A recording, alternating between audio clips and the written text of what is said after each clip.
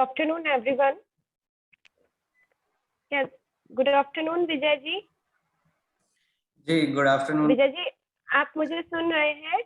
जी जी, मैं सुन पा रहा हूँ. Good afternoon, good afternoon. First of all, welcome.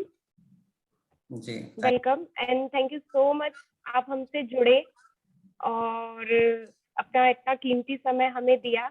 आज फाइनली वो समय आ गया है कि आपको हम सुने, जो इतने दिनों से सब लोग वेट कर रहे हैं, स्पेशली आई ऑल्सो. तो चलिए मैं छोटा सा एक इंट्रोडक्शन दे देती हूँ. हालांकि काफी बार हमने ग्रुप पे again and again Vijay ji के बारे में इंट्रोडक्शन दिया है, तो बहुत शॉर्ट में, like he is posted in German firm in Africa और वो मैकेनिकल इंजीनियर है. उनका जो स्पेशलाइजेशन है मैकेनिकल इंजीनियर है. अपार्ट फ्रॉम मैकेनिकल इंजीनियर वो एक बहुत अच्छे पब्लिक स्पीकर भी है. इसलिए हमने उनको इनवाइट किया है. आज डिस्कवर योरसेल्फ ने उनको इनवाइट किया है. तो shall we start Vijay ji the session of today? बिल्कुल भक्ति जी. Sure. Thank you. Yeah. Over to Vijay ji. Okay. Good evening everyone. सबसे पहले तो भक्ति जी आपको thank you. I hope I am audible. मेरी आवाज क्लियरली आ रही है आप लोगों को? ओके. तो सबसे पहले तो भक्ति जी आपको बहुत बहुत धन्यवाद कि आपने इतना अच्छा इनिशिएटिव चालू किया है जहाँ पे हम सभी सीख भी सकते हैं और शेयर भी कर सकते हैं. इसके लिए बहुत बहुत धन्यवाद. और थैंक यू सो मच. और सभी लिसनर्स को भी बहुत बहुत थैंक यू. मैं ये मानता हूँ कि सबसे इम्पोर्टेंट चीज जो आप किसी और को दे सकते हैं वो आपका टाइम. तो आप सबने अपना टाइम इन्वेस्ट किया. Thank you very much. I am sure सभी के लिए, for all age group, I have something to share मेरी अपनी लाइफ से. एंड आई एम श्योर आप सब अपनी लाइफ में बहुत अच्छा कर रहे हैं, but you know there is always a hunger to learn at every stage of life. और आप सब आई थिंक उससे एग्री करते हैं, इसीलिए सभी एज ग्रुप के लोग आज यहाँ पर जुड़ रहे हैं. आई एम रियली होपफुल कि मेरा अपना एक्सपीरियंस जो मैं शेयर करूंगा उसमें सभी के लिए कुछ ना कुछ होगा. So I would start my screen share. और मैंने एक छोटा सा प्रेजेंटेशन बनाया था क्योंकि आई थिंक अगर चीज़ों को विजुअलाइज भी कर सकें तो ज़्यादा अच्छे से समझ में आता है. So will go by the presentation.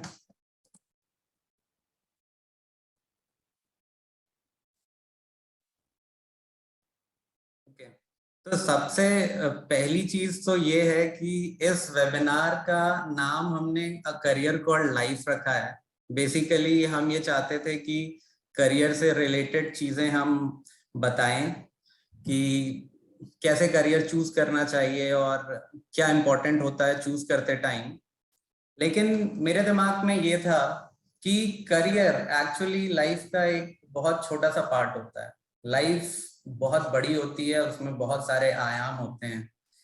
तो स्पेसिफिकली करियर के बारे में बात करने से पहले हमें करियर को अच्छे से समझ लेना चाहिए कि उसकी कितनी इम्पोर्टेंस है और किन चीजों पे ध्यान देते हुए फिर हमें करियर चूज करना चाहिए या उस तरफ बढ़ना चाहिए. लेकिन मेरा ये भी मानना है कि पेरेंट्स का बहुत ही इम्पोर्टेंट रोल होता है एक बच्चे की लाइफ में, और वो क्या करियर चूज करेगा इसको इन्फ्लुएंस करने में. तो सबसे पहले तो मैं अपने आप को इंट्रोड्यूस कर देता हूँ. मेरा नाम विजय मिश्रा. मैं सतना से हूँ, मध्य प्रदेश से. और बेसिकली मैं ये पब्लिक स्पीकिंग करने का मेरा रीजन ये है कि मेरी भी एक बहुत ही हम्बल बिगनिंग थी. बहुत ही सिंपल स्टार्ट था. मैं भी एक मिडिल क्लास फैमिली से हूँ और एक नॉर्मल स्कूल से पढ़ा, एक नॉर्मल कॉलेज से पढ़ा और एक बहुत ही नॉर्मल शुरुआत हुई मेरे जॉब की. आई थिंक मेरा इंटरनेट कनेक्शन थोड़ा वीक हो रहा है. मुझे वीडियो ऑफ करना पड़ेगा, सॉरी. नहीं, but as I know Vijay ji everything is okay. नहीं, मुझे मैसेज आया कि network is weak. Okay, but यहाँ पे काफी क्लियर आ रहा है. ओके, मुझे थोड़ा ओके अभी या श्योर जी. Okay no issue. तो सबसे पहले मैं अपने आप को इंट्रोड्यूस कर देता हूँ. तो सतना से हूँ मैं, और सतना में ही 10th तक मेरी पढ़ाई हुई। इसके बाद 11th-12th के लिए मैं कोटा चला गया IIT की प्रिपरेशन के लिए। Though I did not make it to IITs। मैं भोपाल से मैंने इंजीनियरिंग की, टेक्नोक्रेट्स इंस्टीट्यूट ऑफ टेक्नोलॉजी से। और इसके बाद फिर मैं कैंपस प्लेसमेंट से ही मैं एक्सेंचर ज्वाइन किया, जो कि एक IT इंडस्ट्री है, और मैं बैंगलोर में पोस्टेड था। उसके बाद मैं एक जर्मन फर्म है लोशे दिल्ली में, उसे ज्वाइन किया मैंने। 5 साल मैंने वहां पर जॉब की। वो एक टूरिंग जॉब थी जिसमें ऑलमोस्ट मुझे पूरा इंडिया घूमने का मौका मिला, एंड देन कई फॉरेन ट्रिप्स भी थी। एंड देन 2017 में मुझे एक बहुत अच्छी अपॉर्चुनिटी मिली based on my previous experience और जो भी काम मैंने किया था, और मैंने एक और जर्मन फर्म ज्वाइन की, इंटरसेम। और फिर मैं अफ्रीका आ गया, और तब से मैं यहीं कंटिन्यू कर रहा हूँ। तो ये मेरा एक छोटा सा इंट्रोडक्शन था, और इस जर्नी में जॉब के अलावा भी कई सारी चीज़ों में मैं इन्वॉल्व होता गया, जिसमें पब्लिक स्पीकिंग है, फोटोग्राफी है, मैं बहुत ज़्यादा ट्रैवल करता हूँ, वाइल्ड लाइफ एंथुसियास्ट हूँ, बहुत सारी साइकिलिंग भी करता हूँ।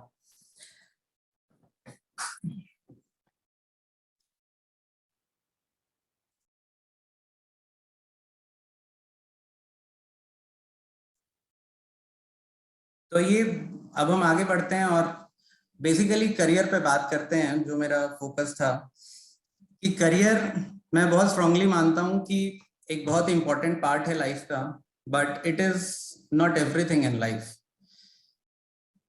करियर तो अच्छा होना ही चाहिए, क्योंकि आपको अपनी लाइवलीहुड के लिए कुछ ना कुछ तो चाहिए ही है।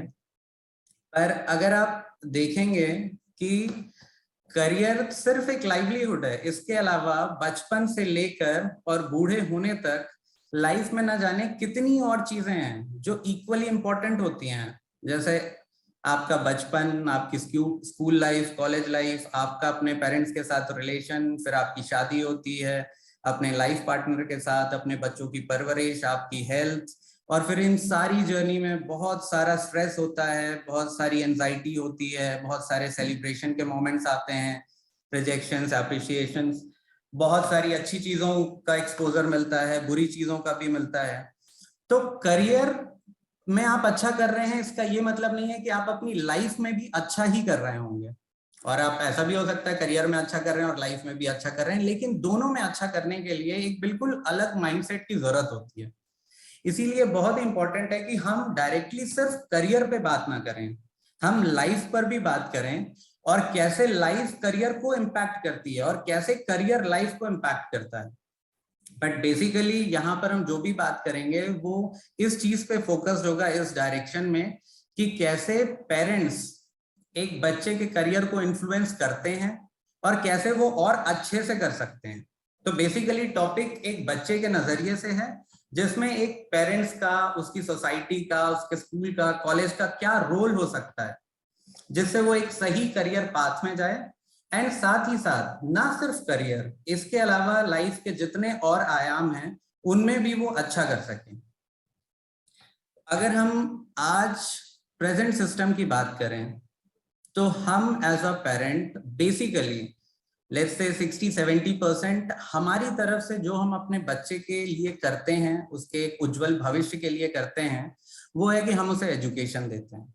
हम ये मानते हैं कि एजुकेशन बहुत इंपॉर्टेंट है, और अगर बच्चा वेल एजुकेटेड है तो he would do good in his life, हम ये मानते हैं। लेकिन अगर आप एक्चुअली में देखेंगे कि आज जो एजुकेशन सिस्टम है, बेसिकली वो आपको एक नौकरी के लिए तैयार करता है।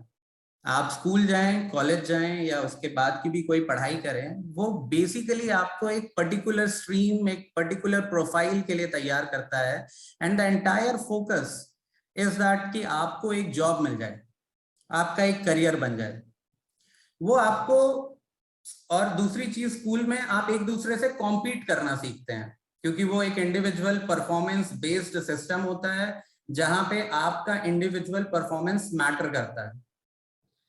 पर अगर आप इसी चीज को कुछ सेंचुरीज पीछे जाकर देखें, तो पहले भी एजुकेशन दिया जाता था, लेकिन जो सिस्टम होता था वो गुरुकुल का होता था, जहां पर एक बच्चा गुरु के पास जाकर और अपने किशोरावस्था में पूरी एजुकेशन लेता था, पर वो एजुकेशन सिर्फ एक लाइवलीहुड के लिए नहीं होती थी।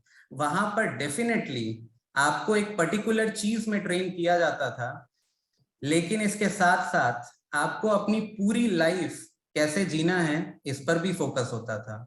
वो एजुकेशन एक्चुअली में एक कंप्लीट एजुकेशन था, जो एक बच्चे को सिर्फ एक करियर के लिए नहीं, पूरी लाइफ के लिए प्रिपेयर करता था। पर आज ग्रेजुअली जिस तरीके से हमारी सोसाइटी प्रोसीड की, हम आज एक फाइनली जो प्रोडक्ट हमारे सामने है, जो एजुकेशन सिस्टम है, वो हमें बेसिकली एक करियर के लिए तैयार करता है। अब हमारा फोकस जॉब पे होता है, और हमारे पेरेंट्स का भी फोकस इसी बात पे होता है कि हम जब तक let's say by the age of 25 हम अपने करियर में सेटल हो जाएं। पेरेंट्स का भी फोकस दूसरी चीजों में कम होता है, पर फोकस इस बात पे ज्यादा होता है कि एक करियर तो बन जाए पहले, बाकी सब चीजें बाद में हैं। वो उन चीजों पे भी ध्यान देंगे, लेकिन प्राइमरी फोकस लेट्स से 20-22 की एज तक तो करियर पे ही होता है बच्चे के। और मेरी लाइफ भी ऐसी ही थी। जैसे आप अगर देखेंगे कि मैं अपना 10th स्कोर देखूं तो मैंने ठीक ठाक स्कोर किया था, और 12th में फिर मैं काफी कम स्कोर किया, और इंजीनियरिंग में भी मैं बहुत ही एवरेज था। पर ये जो टॉपिक है नॉलेज वर्सेस स्किल्स, एक्चुअली ये वो भी स्किल्स हैं जो लाइफ में करियर के अलावा बाकी चीजों में भी काम आएंगी। और ये बहुत ही इंपॉर्टेंट स्लाइड है जिसपे हम वापस आएंगे और यहाँ पर देखेंगे कि हमारा जो एजुकेशन सिस्टम है प्रेजेंट, जो हम अपने बच्चों को स्कूल और कॉलेज भेजकर थोड़ा रिलीफ महसूस करते हैं कि शायद हमने अपनी तरफ से एक सही जिम्मेदारी निभा दी, उन्हें एजुकेशन दिला दिया, और जो स्कूल और कॉलेज सिस्टम आज है और जो चीजें वो हमें देता है, अगर हम उससे कंपेयर करें कि क्या वो सफिशिएंट है सच में एक पूरी वेल ऑर्गेनाइज्ड लाइफ को जीने के लिए, तो we will come back to this slide और इसको हम डिटेल में डिस्कस करेंगे। तो हम बेसिकली, जो मैं शुरू से कह रहा हूं कि ये पूरा वेबिनार इस टॉपिक पे है कि एक पेरेंट्स का एक बच्चे की लाइफ में क्या रोल होता है, क्या रोल होना चाहिए। हम उस टॉपिक पर आते हैं और उसे समझते हैं। देखिए, मेरा तो ये मानना है बहुत ही स्ट्रांगली कि एक पेरेंट्स का बहुत लिमिटेड रोल होता है। मैं तो ये मानता ही नहीं हूं कि पेरेंट्स का रोल पूरी जिंदगी के लिए होता है, बिल्कुल नहीं। अगर आप प्रकृति के नियमों को देखेंगे तो जितने भी जीव इस संसार में हैं, हम इंसानों को छोड़कर, वो सभी अपने बच्चों की पेरेंटिंग करते हैं, लेकिन उन सब का फोकस सिर्फ एक चीज पे होता है कि एक सर्टेन एज तक बच्चा इंडिपेंडेंट हो जाए और वो एक बहुत ही अच्छे एनवायरनमेंट में, सेफ एनवायरनमेंट में इंडिपेंडेंट हो जाए। पर अगर हम अपनी बात करें, हम इंसान, हमारा फोकस बचपन में भी रहता है, जब हम एडल्ट हो जाते हैं तब भी बच्चों पे रहता है, और जब बच्चों के बच्चे हो जाते हैं तब भी हमारा फोकस उन्हीं पे रहता है। और कहीं ना कहीं हम ये चाहते भी हैं कि वो थोड़ा हम पे डिपेंडेंट भी रहें, थोड़े डिसीजन मेकिंग में हमें इन्वॉल्व भी करते रहें। समहाउ एक हमारी ऐसा हम डेवलप हुए कि हम प्रकृति का जो नियम है उससे थोड़ा सा अलग चलते हैं, कि हम बहुत बहुत बहुत ज्यादा फोकस्ड होते हैं अपने बच्चे को लेकर, उसके करियर को लेकर, उसकी लाइफ को लेकर, बहुत ही ज्यादा। पर एक्चुअली में जो हमारा रोल था वो तो बहुत छोटा सा था कि हम उन्हें एक सर्टेन एज तक, जहां वो खुद को फिर संभाल सकें, उस एज तक पहुंचने तक हम उन्हें इंडिपेंडेंट बना चुके हों, और वहां से बच्चा फिर अब अपनी लाइफ की दिशा जो है वो निर्धारित कर सके और आगे बढ़ सके। तो अगर हम पेरेंटिंग को देखें तो पेरेंटिंग तो बेसिकली हम ये मानते हैं कि बाय डिफॉल्ट ही हमारे अंदर है, कि अगर हम पेरेंट्स बन गए तो मतलब हमें एक बेसिक पेरेंटिंग आ ही गई है। और आज अगर हम देखें तो पेरेंटिंग बेसिकली हम सभी के दिमाग में क्या है, जो हमने अपने पेरेंट्स को करते हुए देखा है वही हमारे लिए पेरेंटिंग है, या जो हमने अपने अड़ोस पड़ोस में लोगों को करते हुए देखा है वो हमारे लिए पेरेंटिंग है। हम ये नहीं मानते कि पेरेंटिंग कोई एक ऐसी स्किल है जिसको अलग से जाकर सीखने की जरूरत है या जिसकी ट्रेनिंग लेने की जरूरत है। हमारे दिमाग में ये नहीं आता है। पेरेंटिंग तो हम ये मानते हैं कि अपनी तरफ से हम अच्छा कर रहे हैं और जो हमने देखा है उसी को कंटिन्यू करना है थोड़े अच्छे तरीके से, लेकिन उसके लिए कोई ट्रेनिंग कहीं समझना या और एक्सपोजर लेना, ये हमारे दिमाग में नहीं आता है। बाय डिफॉल्ट हम ये मानते हैं कि हम पेरेंट्स बन गए तो हमें एक बेसिक पेरेंटिंग भी आ गई। और इसीलिए मैं पेरेंटिंग को दो तरीकों से देखता हूँ। एक है कन्वेंशनल पेरेंटिंग, जो मैं आपसे बात कर रहा था, कि जो नेचुरली है, जो आपने देखा है, जो आपके साथ हुआ है, उसी को आप कैरी फॉरवर्ड कर रहे हैं, मे बी आप अपनी थोड़ी सी क्रिएटिविटी उसमें ऐड कर रहे हैं। और उस पेरेंटिंग में बेसिकली हमारा फोकस बच्चे के करियर पे, उसकी पढ़ाई पे, उसकी नौकरी पे होता है। ये हमारा लेट्स से पेरेंट बनते ही बच्चे के फर्स्ट डे से लेकर अगले 25 सालों तक हम जो पेरेंटिंग, कन्वेंशनल पेरेंटिंग करते हैं, उसमें हमारा फोकस बच्चे की करियर, पढ़ाई, में भी जॉब, इन्हीं चीजों पे होता है। और अगर हम बात करें कि अगर एक बच्चा लेट्स से कुछ अलग करना चाहता है, पढ़ाई के अलावा उसका फोकस किसी और चीजों में है, तो हम ये मानते हैं उस कन्वेंशनल पेरेंटिंग में कि जो उसका पैशन है, जो कुछ अलग फील्ड में उसका इंटरेस्ट आ रहा है, उसे वो अपनी पढ़ाई कंप्लीट करने के बाद अगर पॉसिबल हो तो परस्यू कर ले। अभी भी हमारे यहाँ ये कल्चर है। ऐसा नहीं है कि ऐसा बहुत बड़े लेवल पे नहीं हो रहा है कि अगर कोई बैडमिंटन में बहुत अच्छा कर रहा है तो उसे बहुत छोटी एज से पढ़ाई से थोड़ा उसका फोकस हटा के और करियर पे ज्यादा कर दिया जाए। आज भी जो हमारी कन्वेंशनल पेरेंटिंग है, जो लोग एक कन्वेंशनल तरीके से पेरेंटिंग कर रहे हैं, उनका फोकस आज भी पढ़ाई पे है कि पहले पढ़ाई कंप्लीट हो जाए, क्योंकि पता नहीं आप उस दूसरी फील्ड में करियर बना पाओगे नहीं बना पाओगे, एटलीस्ट आपकी पढ़ाई कंप्लीट रहे, ये फोकस होता है हमारे अंदर। और इस पेरेंटिंग में एक और बहुत मजेदार चीज है, वो ये है कि आपको पता है कि दुनिया में बहुत सारी बैड हैबिट्स हैं, बहुत सारी बैड हैबिट्स हैं। और आपको पता है कभी ना कभी आपको ये पता चलेगा कि लेट्स से आपके बच्चे को भी उस चीज का एक्सपोजर मिला, तो उस ये बहुत ही, मैंने इसको इसलिए इंक्लूड किया है कि फॉर एग्जांपल अगर आप आज इंडियन सोसाइटी में देखें कि अगर एक फादर को पता चलता है कि बेटे ने सिगरेट पी है, तो कन्वेंशनल पेरेंटिंग तो एक ही चीज बताती है कि उठाओ जूता और अभी सही कर दो इसको। तो कन्वेंशनल पेरेंटिंग जो है एक्चुअली बहुत सारी चीजों के लिए आपको पहले से प्रिपेयर नहीं करती है। आपको नहीं पता कि आज क्या करें, जब वो 6 महीने का है, 6 साल का है, या 10 साल का है, या 12 साल का है, तो हम ऐसा क्या करें जो उनको इन बैड हैबिट से भी बचाए, एक बेहतर इंसान बनाए। तो conventional parenting is very simple, और जो हमने देखा वही हम फॉलो कर रहे हैं। पर वहीं पर अगर हम ये मान लें कि शायद पेरेंटिंग भी एक स्किल है, एक कला है, जिसे सीखने की जरूरत है, जिसके बारे में सोचने की जरूरत है, दूसरों से डिस्कस करने की जरूरत है, और फिर उस चीज में आगे बढ़ने की जरूरत है, तो शायद ये हमें बहुत सारी नई नई चीजों के लिए, बहुत सारी अनएक्सपेक्टेड सिचुएशंस के लिए पहले से प्रिपेयर करेगा। और रादर देन कि हम किसी कोई चीज हो जाने के बाद, रादर देन हम कोई घटना घट जाने के बाद, या बच्चा किसी चीज में अच्छा नहीं कर पा रहा तो उस पर रिएक्ट करने की जगह हम पहले से ही उसे प्रिपेयर करना चालू कर दें। जब आप शुरू से ही एक पौधे का ख्याल सही रखेंगे, तो आपको, अगर वो पौधा आम का पेड़ है, तो आपको सिर्फ कुछ साल ही उसका ख्याल रखने की जरूरत है। और अगर आपको सही नॉलेज है ख्याल रखने का, तो कुछ साल आप बस ध्यान रखिए, उसके बाद ना तो आपको पानी देने की जरूरत पड़ती है और ना ही खाद। वो पेड़ सारी जिंदगी अपना ख्याल खुद रख सकता है। तो जैसे अगर मैंने पेड़ की बात की, तो आप ये जानते होंगे कि गार्डनिंग भी एक स्किल है। तो जैसे अगर हमारे पास गार्डन है और हम जाके उसमें एक पेड़ लगा दें, तो हम गार्डनर नहीं बन जाते।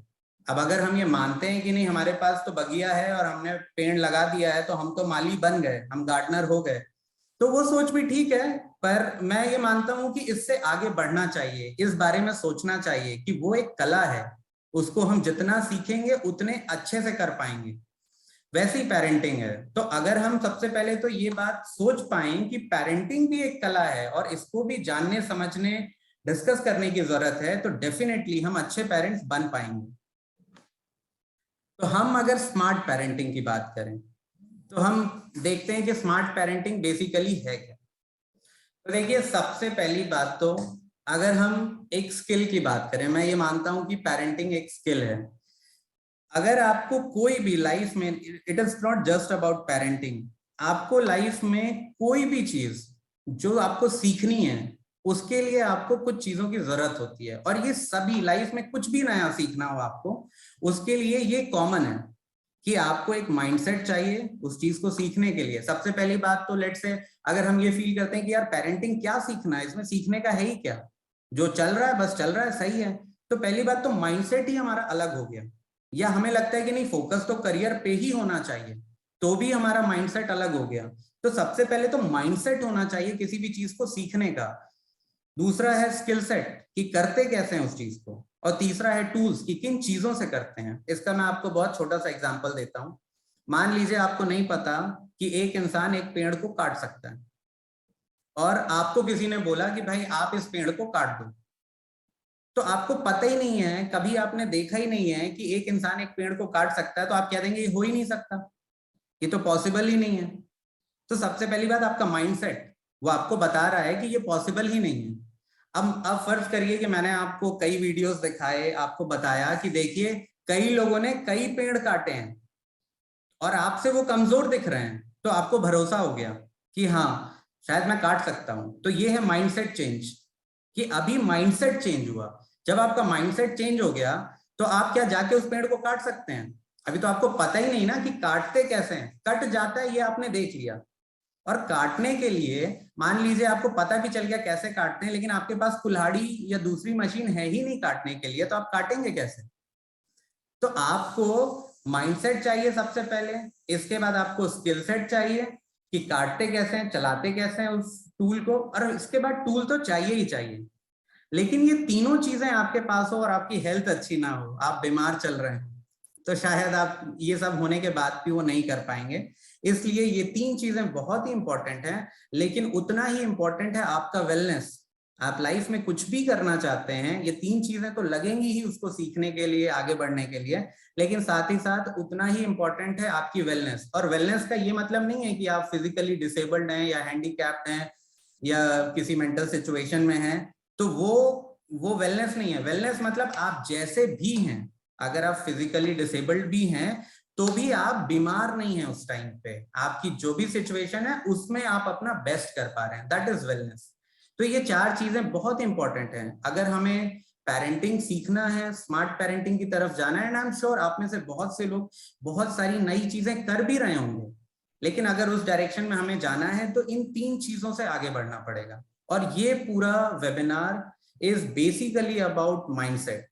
हम यहाँ पर सबसे ज्यादा माइंडसेट के बारे में बात करेंगे, क्योंकि एक बार हमारे अंदर माइंडसेट आ गया तो स्किल सेट और टूल्स तो हम अपने आप ढूंढ लेंगे, पर सबसे इंपॉर्टेंट है माइंडसेट आना, कि किस तरीके से हम पहले तो ये समझें कि हमारा क्या रोल है एग्जैक्टली बच्चे की लाइफ में, उसके करियर में, एंड देन उस माइंडसेट से हम पेरेंटिंग करें। तो फिर ये बाकी चीजें तो हम सीख ही लेंगे, लेकिन सबसे पहले वो आए तो समझ में कि हमें करना क्या है, क्यों करना है, क्यों जरूरी है, कितना जरूरी है।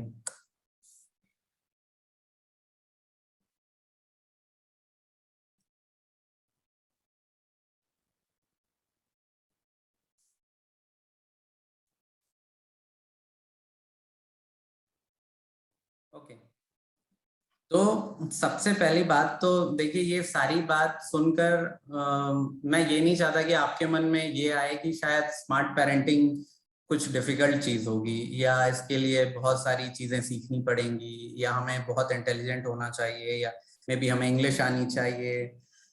ऐसे थॉट्स नहीं आने चाहिए। मैं आपको सबसे पहले पेरेंटिंग बहुत ही सिंप्लीफाई कर देता हूँ। एक्चुअली में देखिए, एक बच्चे की लाइफ में उसे बहुत ज्यादा पेरेंटिंग की जरूरत होती ही नहीं है। हम इंसान बाय डिफॉल्ट बहुत अच्छी चीजें अचीव करने के लिए बने हैं। हमारा दिमाग बहुत ही कमाल की चीज है और वो हमें कुछ भी अचीव करवा सकता है। तो जैसे मैं आपको एग्जांपल दे रहा था पेड़ का, अगर एक बरगद का पेड़ है तो आपको बहुत ज्यादा उसके लिए कुछ करने की जरूरत नहीं है, वो एक विशालकाय वृक्ष बनेगा ही। तो पेरेंट्स का रोल एक्चुअली में बहुत लिमिटेड है, और हम डिटेल्स में टेक्निकल बातें करेंगे, लेकिन ये सब करने से पहले मैं आपको सिंपल समझा देता हूं कि मेरा नजरिया पेरेंटिंग को देखने का क्या है।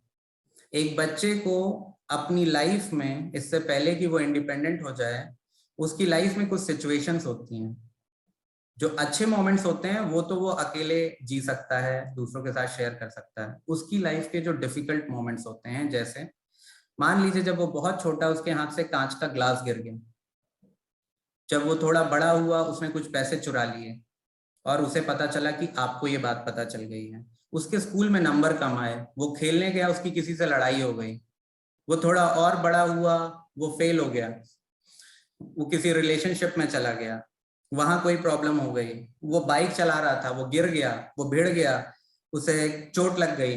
ऐसे बहुत सारे छोटे छोटे छोटे मोमेंट्स हैं जो बच्चा समझ नहीं पाता अच्छे से, या उसके लिए बहुत ही स्ट्रेसफुल होते हैं, या वो बहुत डर जाता है। और इसमें भी हमारी पेरेंटिंग का रोल है। जब बच्चा पहली बार कांच का ग्लास गिराता है तो उसे डर नहीं लगता, उसे नहीं पता क्या हुआ है, वो बहुत छोटा होता है। लेकिन जब वो दूसरी बार गिराता है और वो डरता है, तो वो आपकी पेरेंटिंग की वजह से डरता है, क्योंकि लास्ट टाइम आपने उसको जैसे भी ट्रीट किया था उसका इम्पैक्ट ये हुआ है कि इस बार वो डर रहा है, उसे ये लग रहा है, उसे इस बात पे उसका ध्यान नहीं है कि क्या टूटा, क्या नुकसान हुआ, उसे इस बात का डर है कि आप क्या बोलेंगे। तो ये बहुत ही सिंपल है कि बच्चे की लाइफ में जितने भी स्ट्रेसफुल मोमेंट्स हैं, जब वो घबरा रहा है, जब वो परेशान हो रहा है, उसे तब आपकी जरूरत है। और इसके लिए आपको बहुत स्मार्ट पेरेंट्स बनने की जरूरत नहीं है।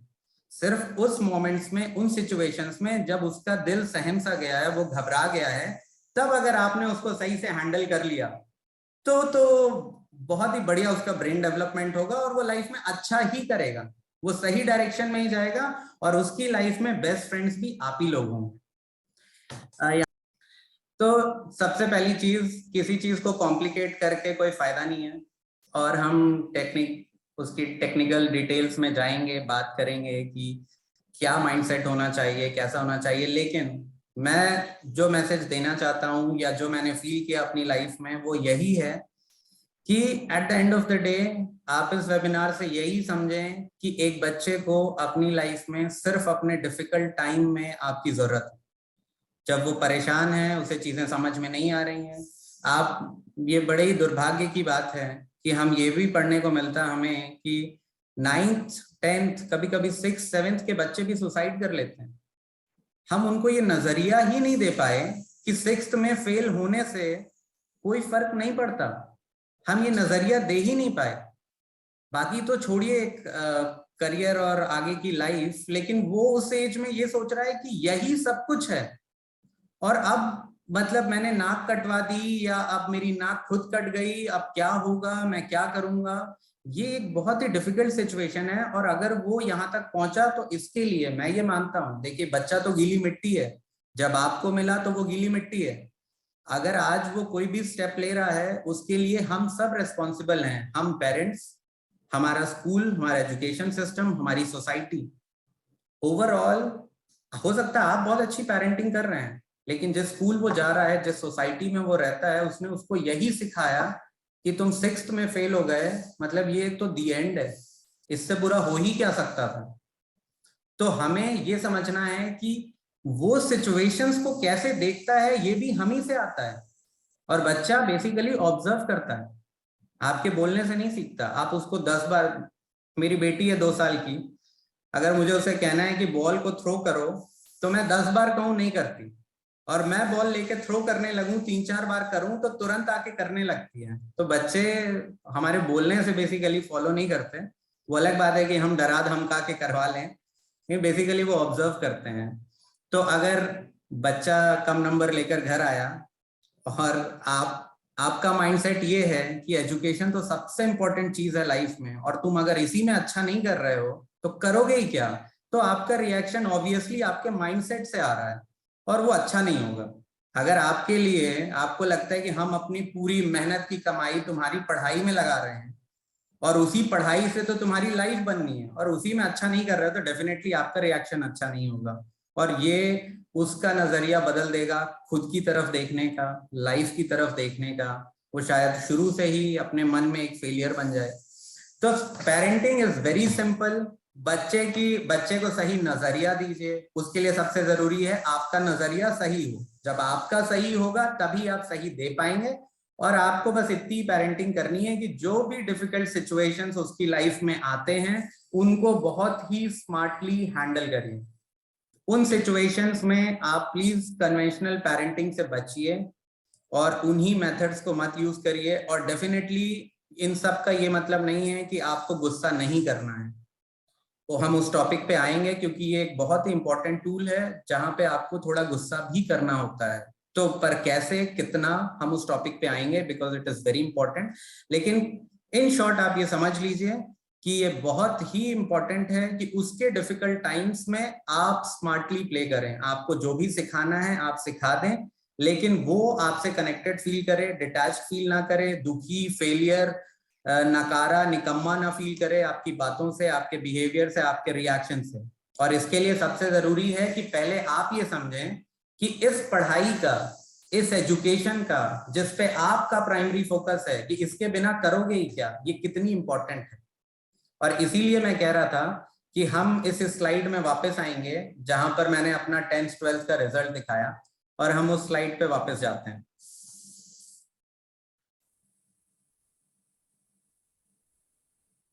आई थिंक मेरे प्रेजेंटेशन पे कोई एरोज बना रहा है। ओके, तो हम इस स्लाइड पे आते हैं और देखिए, अगर आपको ये लगता है कि मैं अपनी लाइफ में अच्छा कर रहा हूँ, अगर आपको लगता है कि मैं एनआरआई हूँ और अच्छा कर रहा हूँ, तो मैं आपको ये बता देना चाहता हूँ कि मैं इस पर्टिकुलर एस्पेक्ट ऑफ लाइफ जिसको हम करियर कहते हैं उसमें अच्छा कर रहा हूँ, तो उसके पीछे कुछ वजह थी। और वो जो आप लेफ्ट में ये नंबर्स देख रहे हैं, आपको भी पता है ये कोई चमत्कारी नंबर नहीं है, और ना ही मैं आईआईटी, आईआईएम या एम्स से पढ़ा हूँ कि मैं डिजर्व करता हूँ कि मैं यहाँ पहुंच सकूं। तो जो भी एरो बना रहा है, मैं रिक्वेस्ट करूंगा कि मैं जो बोल रहा हूँ उसमें एरो बनाते जाओ तो लोगों को भी क्लियरली समझ में आए। एक तो मिनट, देखिए, एक मिनट विजय जी, मैं आपको रोकना चाहूंगी। लेट अस क्लियर फर्स्ट कि जो ये एरो बना रहा है, लाइक मीटिंग तो आप होस्ट कर रहे हैं, तो आई थिंक ये अथॉरिटी कैसे, क्या कुछ फीचर है तो आप डिसेबल कर दीजिए अपने साइड से। Like who is doing this, ये गेस नहीं कर सकते। मेरे को शायद एक्सप्लोर करने में टाइम लगेगा, बट आई एम श्योर कोई छोटा बच्चा। Okay, no issue. तो anyway it's a special request, अगर किसी की भी तरफ से ये चीज हो रही है, प्लीज अगर आपके घर का कोई बच्चा भी कर रहा है तो भक्ति आपको जी, रिक्वेस्ट मैं की ये जाती है बोलूंगा, कि भक्ति जी मैं ये जी बोलूंगा, जी जी मुझे कोई खास जी, डिस्टर्बेंस नहीं है, लेकिन अगर कोई बच्चा ओके होगा तो एटलीस्ट वो अपनी मम्मी को सुनने दे रहा होगा और इस एक्टिविटी में बिजी होगा, तो उसको कर लेने दीजिए जिससे मम्मी अच्छे से सुन पाए। ये किसी बड़े ओके ओके, नहीं है, तो ये नो इशू, उनके लिए बेनिफिटिंग सिचुएशन है। तो देखिए, नो इशू, क्विकली या बात करूं कि हम सबसे पहले माइंडसेट पे बात कर रहे हैं, और हम ये मानते हैं अगर कि एजुकेशन बहुत बहुत बहुत इंपॉर्टेंट है, और अगर वो अच्छी नहीं हुई तो पता नहीं बच्चा क्या करेगा। तो आप ये देख लीजिए कि लेफ्ट में मेरा स्कोर है और मैं बहुत ही नॉर्मल कॉलेज से पढ़ा हूं, लेकिन राइट में मेरी स्किल्स हैं जो मैंने अपने कॉलेज खत्म होने तक बेसिकली सीख ली थी। और आप अगर देखेंगे तो मैं अपने स्कूल से ही बहुत अच्छी इंग्लिश बोलता था। मैं state level table tennis player हूं, मैंने बहुत सारी साइकिलिंग की, जिसकी वजह से आज मैं सतना में, अपने होम टाउन में, एक बहुत बड़े क्राउड से कनेक्टेड हूं जो कि बिल्कुल अलग अलग फील्ड्स में है। अगर मैं कंप्यूटर नॉलेज की बात करूं तो जब मैं कोटा पढ़ने गया था 11th 12th, मैं 16-16 घंटे कैफे में बैठा रहता था, मूवीज देखता था, गेम्स खेलता था, चैटिंग करता था, पर मेरा कंप्यूटर नॉलेज इंप्रूव हो गया। मैं 6 महीने तक कोचिंग नहीं गया था। मैं, आप जो 12th का स्कोर देख रहे हैं वो इसीलिए है, बड़े मुश्किल से कैसे वो मैंने स्कोर किया है 2 महीने में पढ़ के, लेकिन उन 2 सालों में जब मैं कोटा में था, मेरा कंप्यूटर नॉलेज अपने एज के लोगों से काफी अच्छा हो चुका था। मेरे पेरेंट्स गांव से हैं, तो मुझे बहुत सारा एक्सपोजर गांव का मिला। मतलब जब हम छुट्टी में गांव जाया करते थे, तो मैं उस लाइफ को भी जानता हूँ, सिटी लाइफ को भी जानता हूँ, बहुत सारी फार्मिंग से रिलेटेड चीजें जानता हूँ। पब्लिक स्पीकिंग स्कूल से ही कर रहा था, मेरी स्कूल ने बहुत सारे करिकुलर एक्टिविटीज करवाए, क्योंकि लकीली हमें एक बहुत अच्छे प्रिंसिपल मिले जिन्होंने भारतीय विद्या भवन का एफिलिएशन दिलाया हमारे स्कूल को, और हमें बहुत बहुत बहुत सारे एक्स्ट्रा करिकुलर एक्टिविटीज में इंक्लूड करते थे। तो ऐसी बहुत सारी स्किल्स हैं जो मैंने सीखी और यही मुझे काम आती हैं। इसमें से एक मैं आपको बताता हूं, जैसे मैं state level table tennis player था स्कूल में। जब मैं कॉलेज में गया तो मेरे कॉलेज के ट्रेनिंग एंड प्लेसमेंट ऑफिसर हमारे कॉलेज के बेस्ट टेबल टेनिस प्लेयर थे। जब मुझे पता चला यहाँ पर एक टेबल टेनिस का टेबल है और मैं गया और वो चैंपियन थे और मैं उनके साथ गेम खेला, वो पूरे मैच में 2 पॉइंट स्कोर कर पाए। उनके लिए थोड़ा अजीब सिचुएशन भी थी, but he was highly impressed also. और पहले साल से चौथे साल तक सिर्फ मेरी इस स्किल की वजह से न जाने मुझे कितने एडवांटेजेस मिले। तो ये छोटी छोटी बहुत सारी स्किल्स हैं जो एक्चुअली में आपको कुछ अचीव करवाने वाली है। For sure education is important, लेकिन मैं ये आपको सिर्फ इसलिए बता रहा हूँ कि अगर मैं अपनी लाइफ को खुद एनालाइज करूं तो मुझे लगता है मेरे स्किल्स मुझे बहुत ज्यादा हेल्प कर रहे हैं। और इस चीज को समझाने के लिए मेरे पास एक बहुत अच्छा एग्जाम्पल भी है जिस पे हम आने वाले हैं। बट बेसिक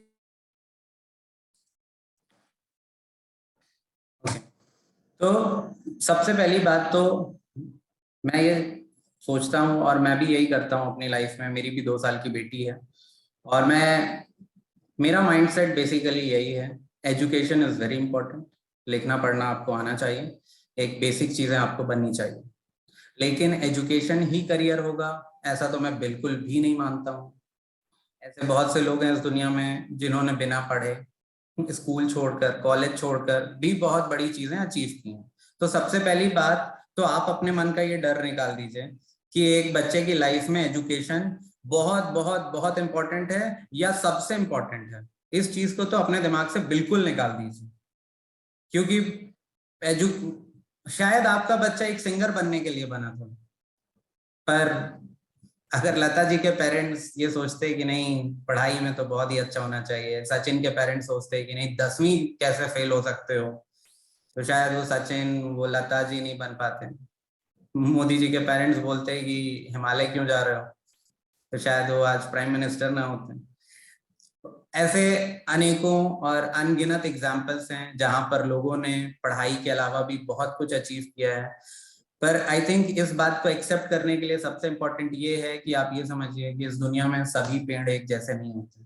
कुछ पौधे होते हैं, कुछ विशाल पेड़ होते हैं, कुछ फल देते हैं, कुछ फूल देते हैं, कुछ की हाइट छोटी सी 1 फीट 2 फीट ही रहेंगे, कुछ 6 फीट के होंगे, कुछ 12 फीट के होंगे, कुछ 20 फीट के होंगे। तो आपका भी बच्चा एग्जैक्टली उसी चीज के लिए बना है जिस चीज के लिए गुप्ता जी का बच्चा बना है। ये कॉन्सेप्ट गलत है। सबसे पहली बात तो आप ये समझिए आपका बच्चा अनोखा है, और अगर वो इंसान है तो वैसे भी वो तो एक ग्रेटनेस के लिए बना ही है, क्योंकि हम इस पृथ्वी पे सबसे बुद्धिजीवी प्राणी, हमारा दिमाग बहुत कैपेबल है और हम सभी कुछ एक स्पेशल क्वालिटी के साथ तो आते ही हैं बाय डिफॉल्ट। अगर आप लोग स्टीफन हॉकिंस को जानते होंगे तो उनको देख के शायद लोग बोलेंगे कि ये कर ही क्या सकते हैं, ना हाथ चलता, ना पैर चलता, ना बोल पाते, तो करेंगे क्या। पर आई थिंक स्टीफन हॉकिंस ने जो अचीव किया वो तो it is equivalent to Einstein, जो चल पाते थे, बोल पाते थे, सुन पाते थे, पढ़ पाते थे। तो सबसे पहली बात ना, ये डर अपने मन से निकाल दीजिए। ये मानिए कि वो इंसान का बच्चा है तो कुछ बहुत ही अच्छा करेगा। बस हो सकता है कि आपकी सोच थोड़ा उसको दबा दे, क्योंकि आप डर रहे हैं, तो आपका डर उसे दूसरे फील्ड्स में जिसके लिए वो बना है शायद वो जा ना पाए।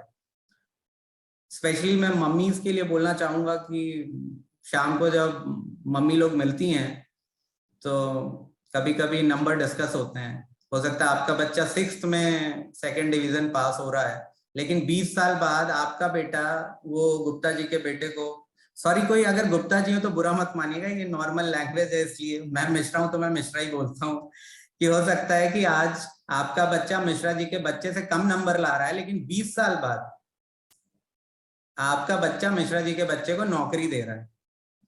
तो ये होता ही है, आपको पता ही है कि जितने भी लोग आईआईटी और आईआईएम से पढ़ते हैं वो उस कंपनी में काम नहीं करते जो आईआईटी और आईआईएम वालों ने बनाई है। वो तो हो सकता है उसने बनाई है जिसकी किराने की दुकान थी कभी, और वो बड़ा करके कंपनी बना दिया और आईआईटियंस को रिक्रूट कर रहा है। बीकॉम किया है, बीसीए किया, और इन डिग्रीज के लिए मेरे पास कोई कम रेस्पेक्ट नहीं है, आप ये मत समझिएगा। लेकिन इन जनरल हमारी सोसाइटी में बीसीए बीकॉम को लेट से बीटेक और बिजनेस डिग्री से कम मानते हैं। पर मैं कह रहा हूँ कि हो सकता है कोई 10th तक ही पढ़ा है और उसने इतनी बड़ी कंपनी बनाई कि हो सकता है आईआईटी आईआईएम के, हो सकता है क्या होता ही है, वहां के लोग वहां जॉब कर रहे हैं। तो सबसे पहले आपको ये एक्सेप्ट करना पड़ेगा कि लाइफ में एंडलेस पॉसिबिलिटी है, आपका बच्चा कुछ भी बन जाएगा।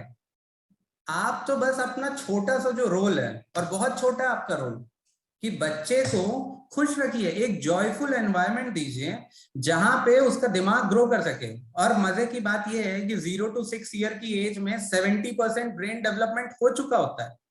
और वो टाइम तो हमारा किस में जाता है?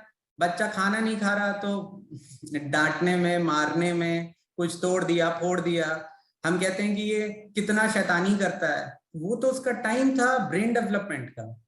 तो उसके बाद भी होता है, बट वो एक प्राइम टाइम है जो मैं आपको बता रहा हूँ। तो करियर एक्चुअली 10th में नहीं चूज किया जाता। वो हो गया कि आग लग गई, अब कुआं खोदो, कि मैथ्स में ज्यादा लाया तो ले ले भाई मैथ्स, साइंस लाया तो साइंस ले ले। तो ये तो हो गया कि हम वहां जाके करियर चूज कर रहे हैं। करियर की तैयारी तो बचपन से थी, पहले दिन से।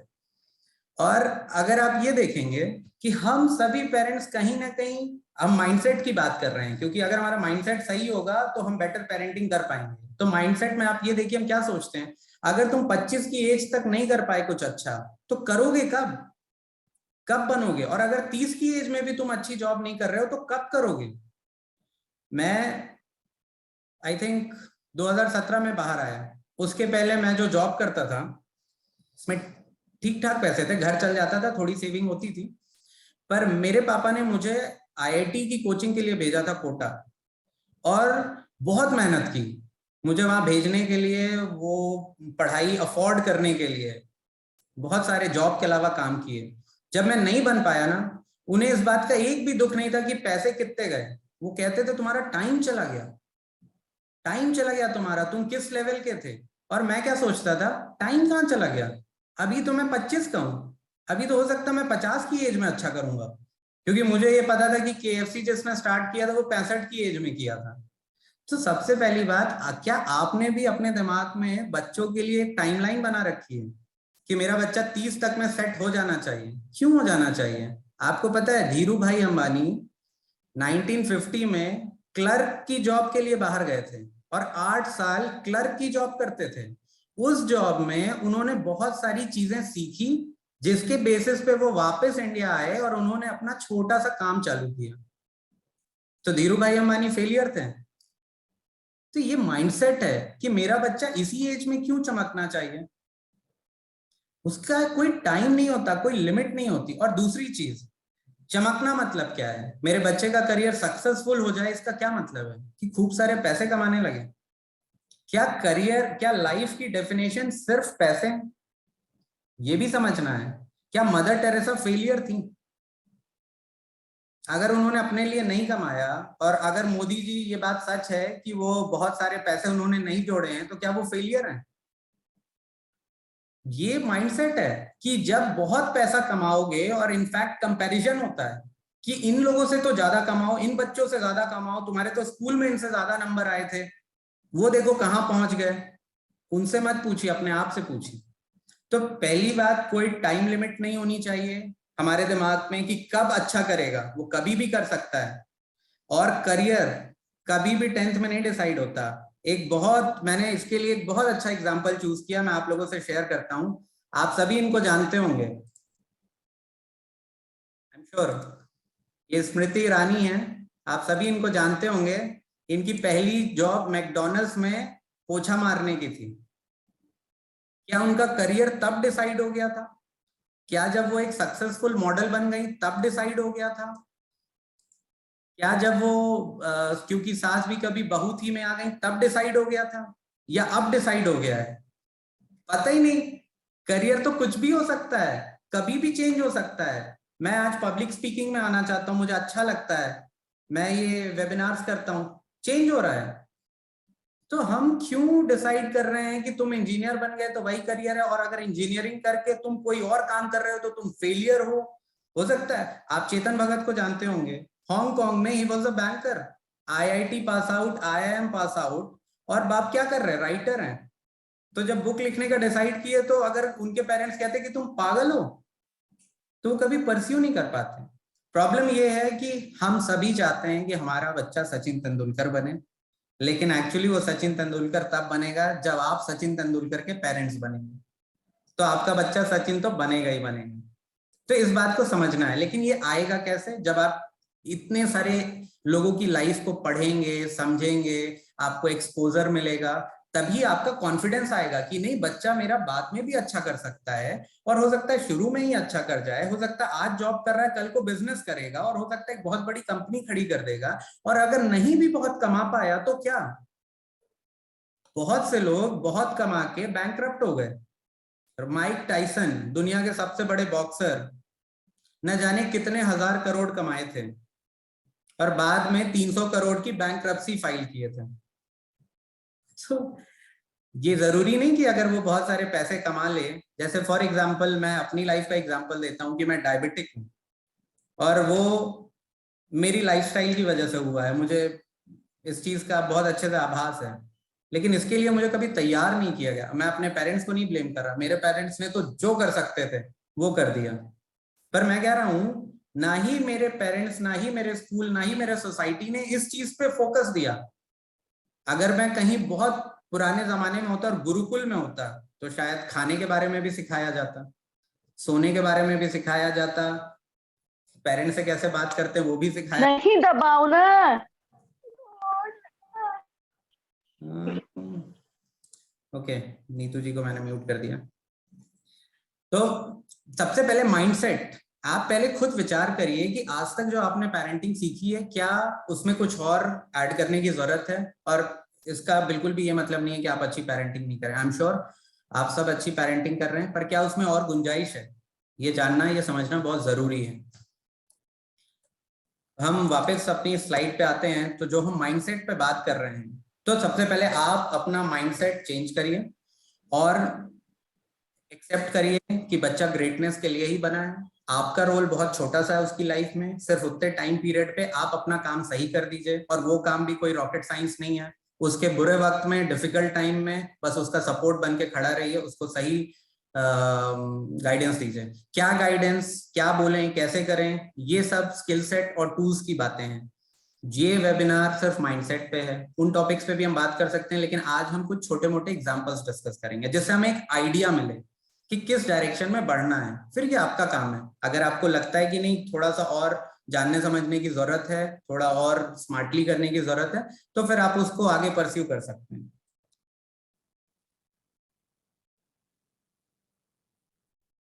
ये पॉइंट बहुत ही अच्छा है। मैं किसी स्पीकर को सुन रहा था और वो बता रहे थे कि इतना आपको आपको अगर अच्छा पेरेंट बनना है, अच्छा दोस्त बनना है, अच्छा हस्बैंड बनना है, अच्छी वाइफ बनना है, अच्छा सन इन लॉ बनना है, आपको जो भी बनना है उसका बहुत ही सिंपल है।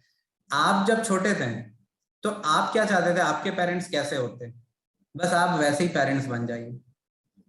जैसे आपको एक अच्छा दोस्त चाहिए, तो आपके दिमाग में, am I audible? Okay okay.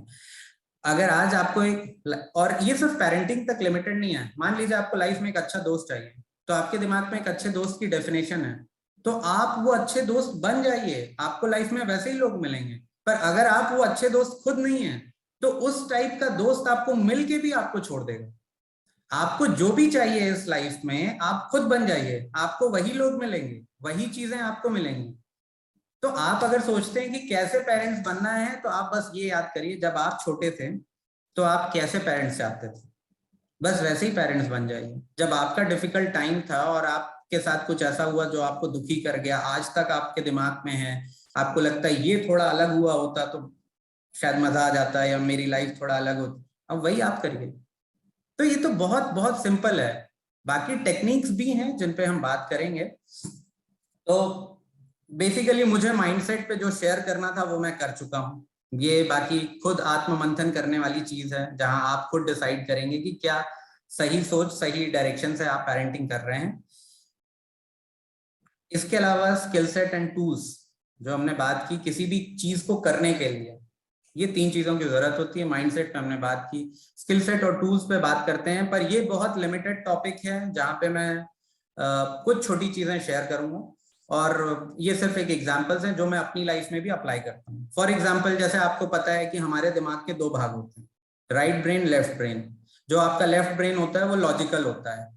तो अगर आप देखेंगे कि आपका लेफ्ट ब्रेन जो होता है वो analysis, logic, ideas, fact, maths, training, समझ लीजिए मैथ, आपको समझ में आ जाएगा कि मैथ वैथ सब लेफ्ट वाले से होता है।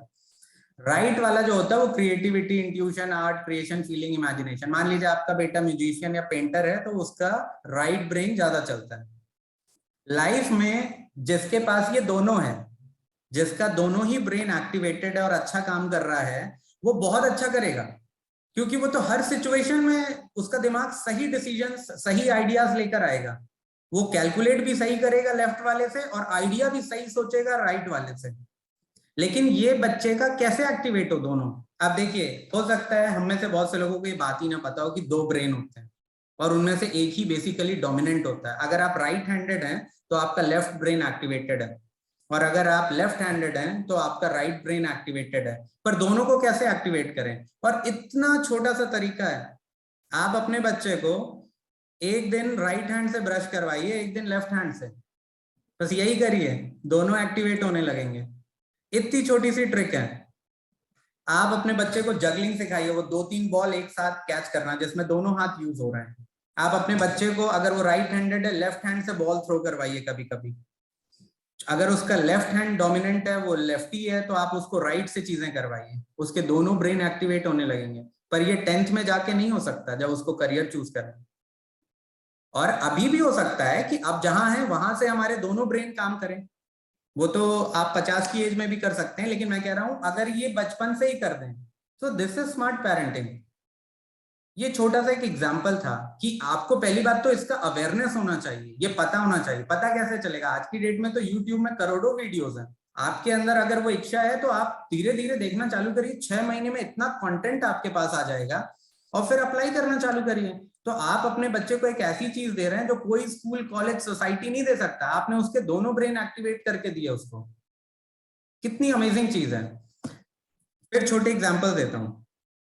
जब मैं इस वेबिनार के लिए प्रिपरेशन कर रहा था, तो मेरी वाइफ को 1.25 और 1.25 में बहुत कंफ्यूजन है। हमारी शादी को 6 साल हो गए, 7वां चल रहा है। अगर उसने टाइम पूछा और मैंने कहा 4.25, तो वो बोलेगी कितना, 3:45 की 4:15? 6 साल से ये डिस्कशन चल रहा है और कई बार इस पे बहस हुई। जब मैं इसकी प्रिपरेशन कर रहा था इस पर्टिकुलर वेबिनार की, तो मुझे लगा मैं इसको क्यों नहीं सॉल्व कर पाया। तो मैंने सिर्फ 15 सेकंड सोचा होगा और मेरे दिमाग में आया कि यार 1.25 मतलब पा, और 45 भी पा से चालू होता है। तो मैं अगर 1.25 बोल रहा हूं तो मेरी वाइफ को पा सुनाई देना चाहिए, और पा से 45 है। वो था। उसके बाद आज शायद 6वां 7वां दिन होगा, कोई प्रॉब्लम नहीं है। एकदम एग्जैक्टली उसको पता है 1.25 मतलब 45, तो बाकी दूसरा वाला हो गया। मेरी एक फ्रेंड को दायां और बायां नहीं समझ में आता था, और ये उस 1.25 के बाद की बात है। तो मैंने उसको बोला तुम राइट हैंडेड हो कि लेफ्ट? उसने बोला राइट। तो मैंने कहा तुम्हारे किस हाथ में ज्यादा दम है? उसने कहा राइट। तो मैंने कहा दायां दा से आता है और दम भी राइट हैंड में होता है, क्योंकि तुम राइट हैंडेड हो। दायां उसको क्लियर हो गया, कई सालों से क्लियर नहीं था। पर ये देखिए क्या होता है, जब आप कोई चीज पे काम करते हैं ना, और जब आप कोई चीज शेयर करते हैं, तो आपका दिमाग ऑटोमेटिकली ज्यादा, आई थिंक मुझे फिर मैसेज आया इंटरनेट कनेक्शन इज अनस्टेबल। पर आपका दिमाग जब आप शेयर करते हैं कोई चीज या किसी को सिखाना चाहते हैं, ये भी बहुत अच्छा तरीका है, सिखाना मतलब शेयर करना बेसिकली। तो आप जब किसी से शेयर करते हैं तो आपके दिमाग में वो चीज और स्ट्रांग हो जाती है।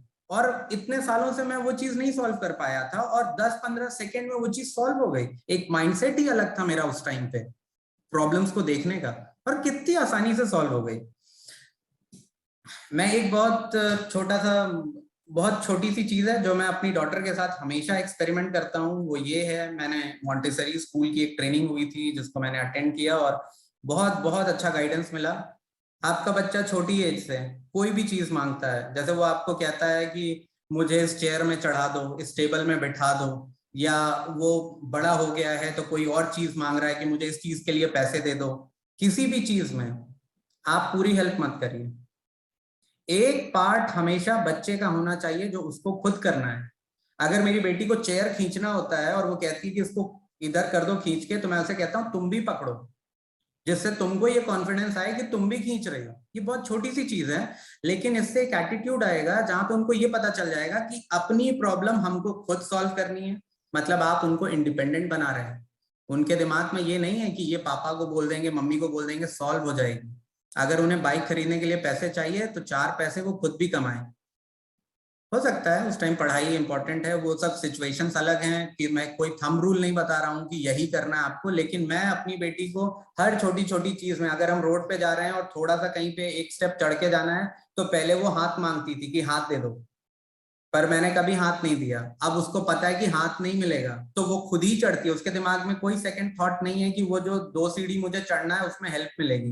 ये एक बहुत छोटा सा, जिसमें मैं कह रहा हूँ हाफ सपोर्ट, अगर जरूरत भी पड़े तो थोड़ा सा सपोर्ट देना है, पूरा नहीं, जिससे बचपन से ही वो एटीट्यूड आ जाए कि आपको अपनी प्रॉब्लम खुद सॉल्व करनी है, आपका खुद दिमाग चलना चाहिए, आप डिपेंडेंट नहीं हो। And parenting is all about making your child independent. Parenting यही है, आप अपने बच्चे को आत्मनिर्भर बना रहे हैं, बस यही प्रकृति का भी नियम है और यही हमारा भी नियम होना चाहिए। अब मैंने एक बहुत इंपॉर्टेंट चीज पे बात की थी, एंगर। भाई सबसे मेन चीज क्या है, हमारा तो एक ही हथियार है कि अगर हमारे मन का नहीं कर रहा बच्चा, नहीं सुन रहा, तो फिर लात, चप्पल, भूसा और वो चिमटा, बेलन जो भी है, वो सारे हमारे टूल्स हैं आज की डेट में, कि नहीं सुनोगे तो ठीक है अभी सही कर देते हैं।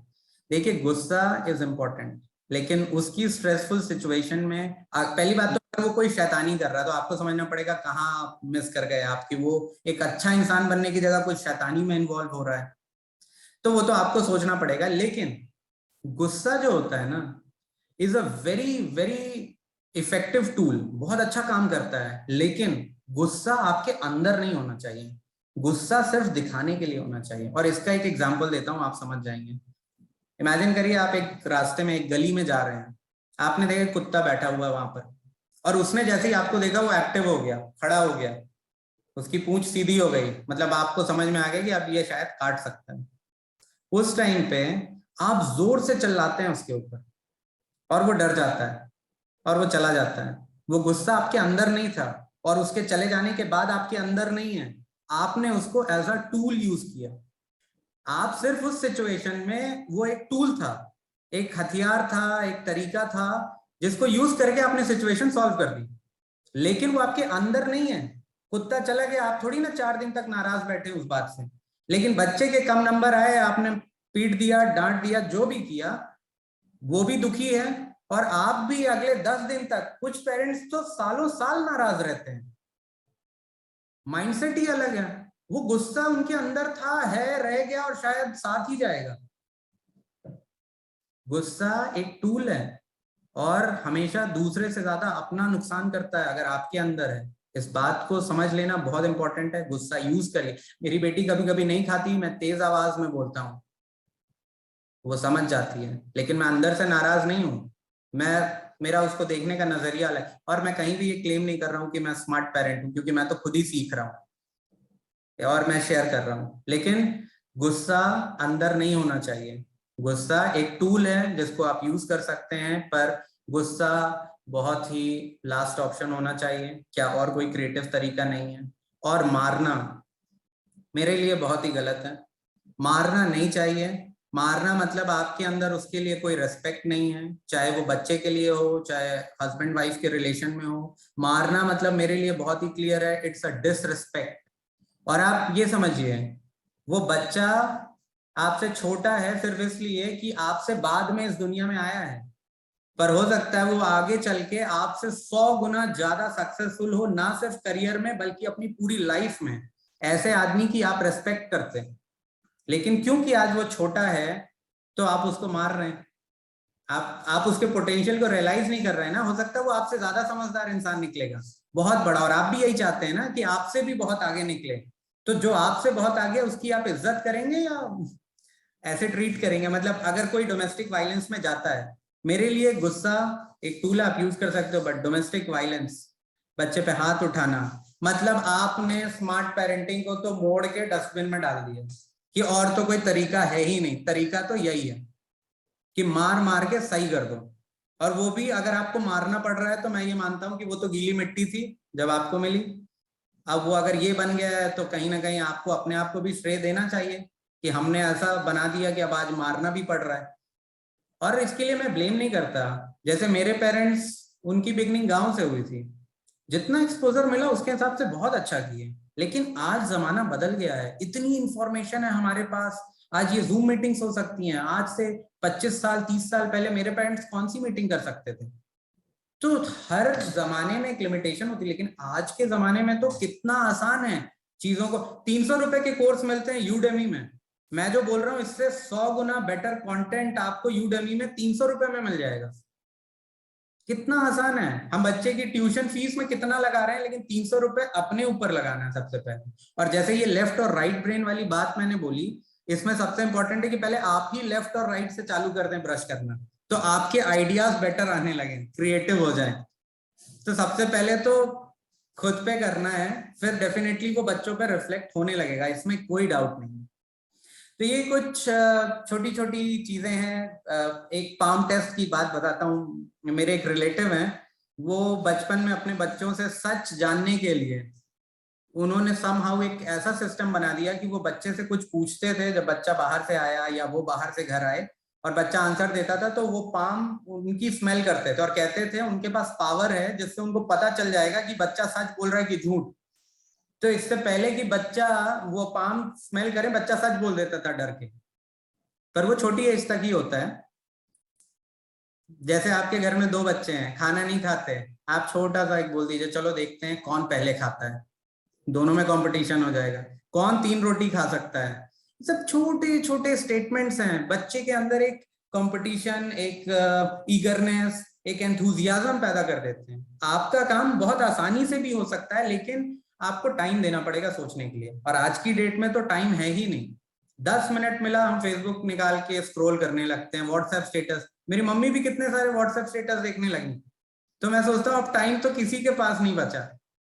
मैं तो वही करता हूँ, थोड़ा टाइम मिला फेसबुक स्क्रॉल करने लगता हूँ। तो जो खुद सोचने का टाइम है कि हम कभी पहले के जमाने में ये मोबाइल वगैरह नहीं हुआ करते थे, तो खाली टाइम में आदमी सोचता था। आजकल तो टॉयलेट में भी लोग मोबाइल लेकर जा रहे हैं। टाइम ही कहाँ बचा सोचने के लिए कि हम कुछ भी सोच सकें। तो सोचना पड़ेगा। जब आप सोचेंगे बेटर आइडियाज आएंगे, माइंडसेट चेंज होगा और अच्छा होगा। और पेरेंटिंग का कोई एक दिन नहीं होता। पेरेंटिंग हर दिन हर पल, जब आप अपने बच्चे से इंटरेक्ट कर रहे हैं, उसके लिए कुछ प्लान कर रहे हैं, वो पेरेंटिंग है। उसको आप स्मार्टली करिए। हर छोटी छोटी चीज में आप स्मार्टली कर सकते हैं। कोई एक अलग से कोई दवाई नहीं है, कोई पैकेज नहीं है कि उसको एकादशी के दिन दे देना है, दिवाली के दिन दे देना है। हर दिन पेरेंटिंग है। और करियर तो अच्छा होगा ही अगर पेरेंटिंग सही हो रही है। और स्कूल पे डिपेंडेंट मत रहिए। स्कूल ये सारी चीजें नहीं सिखाता, ये सारी स्किल्स। मानिए आपका बच्चा आईआईटी से पास आउट हुआ, बहुत अच्छी जॉब में गया, बॉस ही अच्छा नहीं है, कैसे हैंडल करेगा वो? ये तो सिखाया ही नहीं कहीं कि हैंडल कैसे करते हैं किसी दूसरे आदमी को। ये सारी आपकी जिम्मेदारी है। फोकस रखिए कि मेरा बच्चा बहुत स्किलफुल बने। स्किल्स क्या होती हैं, पढ़िए नेट पे किस किस तरह की स्किल्स होती हैं, बाहर लेकर। और सबसे सिंपल तरीका, जितने एक्सपीरियंसेस होंगे बच्चे के, उतना समझदार बनेगा, उतनी सारी चीजें सीखेगा। कंटेंट था जो मैं माइंडसेट शेयर करना चाहता था, वो मैं शेयर कर चुका हूँ। अब इस टॉपिक पे बात करते रहने से we will only consume time, because ये कुछ ऐसी चीज है जिसको हम सुने, फिर सोचें, फिर इम्प्लीमेंट करें। तो आइडियाज जो थे, जो माइंडसेट जिस पे मैं बात करना चाहता था, वो हो गया। स्किल सेट टूल्स अलग टॉपिक है, वो कभी हम कर सकते हैं अगर चाहें, लेकिन माइंडसेट हो गया। तो मैं चाहूंगा कि अब हम क्वेश्चन आंसर सेशन कर लें। अगर आप कुछ पूछना चाहते हैं, कुछ डिस्कस करना चाहते हैं, शेयर करना चाहते हैं, तो अब हम उस पर बात करते हैं। मैं एक बार अनम्यूट करता हूँ। ओके, अब आप लोग अपने आप को अनम्यूट कर सकते हैं, पर मैं चाहता हूँ कि सब एक साथ ना बोलें, बारी बारी हो, पौच पौच ना हो जाए। ओके। चैट बॉक्स में हैंड रेज कर लें अगर किसी का क्वेरी है। मैं थोड़ा डाउटफुल हूँ, सभी को हैंड रेज करना आता है ना उसमें, क्योंकि मुझे नहीं आता। एनीवे, तो वन बाय वन हम टर्न देते हैं राइट नाउ, कि अगर किसी को कोई क्वेश्चन करना है तो आप आगे आ सकते हैं, और अगर ठीक आपको है। लगता है कि आप आई थिंक कंफर्टेबल नहीं है तो आप हैंड रेस तो हो ही रहे हैं, तो हैंड रेस से ही ओके, स्टार्ट कर लेते हैं। श्योर श्योर ठीक श्योर। है। तो आप सबसे पहले बाय अंकिता पाठक जी, आप अनम्यूट करें और बोलें।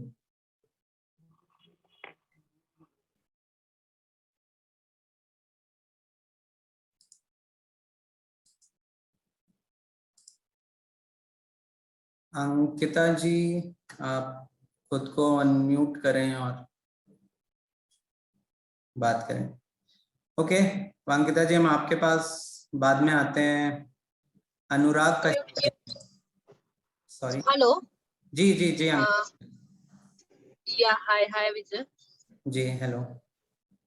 एक्चुअली मुझे ये डिस्कस भी कह सकते हैं और एक तरह से ये पूछना भी था कि जैसे जो वर्किंग पेरेंट्स है दोनों, आजकल ये मोबाइल का जो ट्रेंड चला है, लाइक आप अगर वर्किंग पेरेंट्स, आपको टाइम तो देना ही पड़ेगा, जैसे उसका हुआ फूड खिलाना हुआ, कुछ भी हुआ, तो उस केस में आप क्या सजेस्ट करते हो? जैसे उनको मोबाइल के बिना वो खाते ही नहीं है, या आपको जल्दी जल्दी करना पड़ता है अगर आप वर्किंग पेरेंट्स हो, तो आप सोचते हो खिला ही देते दिखा के, तो उस पे आप क्या मतलब उस तो पे आप क्या सजेशन दोगे? तो देखिए, मैं तो अपनी लाइफ के उसी फेज में हूँ जहाँ पर मोबाइल एक बहुत इंपॉर्टेंट टूल है। बेटी मेरी भी जल्दी खाती नहीं है, तो हम मोबाइल पे ना लगा के टीवी पे लगा देते हैं कि एटलीस्ट तुम थोड़ा दूर से तो देख लो।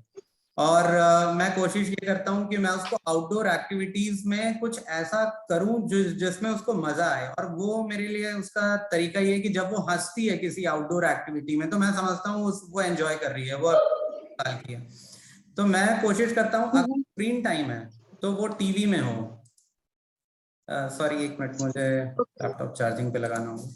मेरे लिए स्क्रीन टाइम, मैं कोशिश करता हूँ कि टीवी पे हो। और अगर मोबाइल उनके हाथ पे है तो मेरी तो बच्ची बहुत छोटी है, पर आपको अपने बच्चों को थोड़ा मॉनिटर भी करना पड़ेगा। मोबाइल बहुत सारी चीजों के लिए एक्सेस देता है। 4th 5th क्लास के बच्चे चाहे गर्लफ्रेंड बॉयफ्रेंड बन जाए, इतना एक्सेस मिल चुका है चीजों का मुझे। ऑफ द टॉपिक है, बट आपको समझना पड़ेगा कि वो आपके बच्चे को किस डायरेक्शन में ले जा सकता है। तो आपकी निगरानी में वो यूज होना चाहिए। ज्यादा टीवी में use as a tool use करिए। कभी कभी हम भी अपने को खाना खिलाने के लिए कोई पोएम चला कर दे देते हैं, कभी मोबाइल पे भी देते हैं। तो शॉर्टकट तो बन ही गया है, देखिए। ओके ओके, थैंक यू विजय। हाँ मतलब ऑलमोस्ट, हाँ ऐसा कर सकते हैं जी। ओके, अनुराग। मैं बीच में एक चीज बोलना चाहूंगी, जस्ट फॉर द जी प्लीज जो कर रहे हैं आप लोग, जब क्वेश्चन रेज करें फिर उसके बाद वापस आप म्यूट पे डाल दीजिए, क्योंकि सराउंडिंग वॉइसेस कहीं ना कहीं को डिस्टर्ब कर रहे हैं। तो एक बार क्वेश्चन रेज करने के बाद प्लीज अपने माइक को आप म्यूट पे कर दीजिए। या हाँ, अनुराग जी, आप अपने आप को अनम्यूट कर सकते हैं। जी। हेलो विजय, मैं समीक्षा हूँ ओके। और मेरे हस्बैंड है। हम दोनों साथ में आपका ये वेबिनार देख रहे थे। ओके। पहले तो बहुत hello, am I Audible?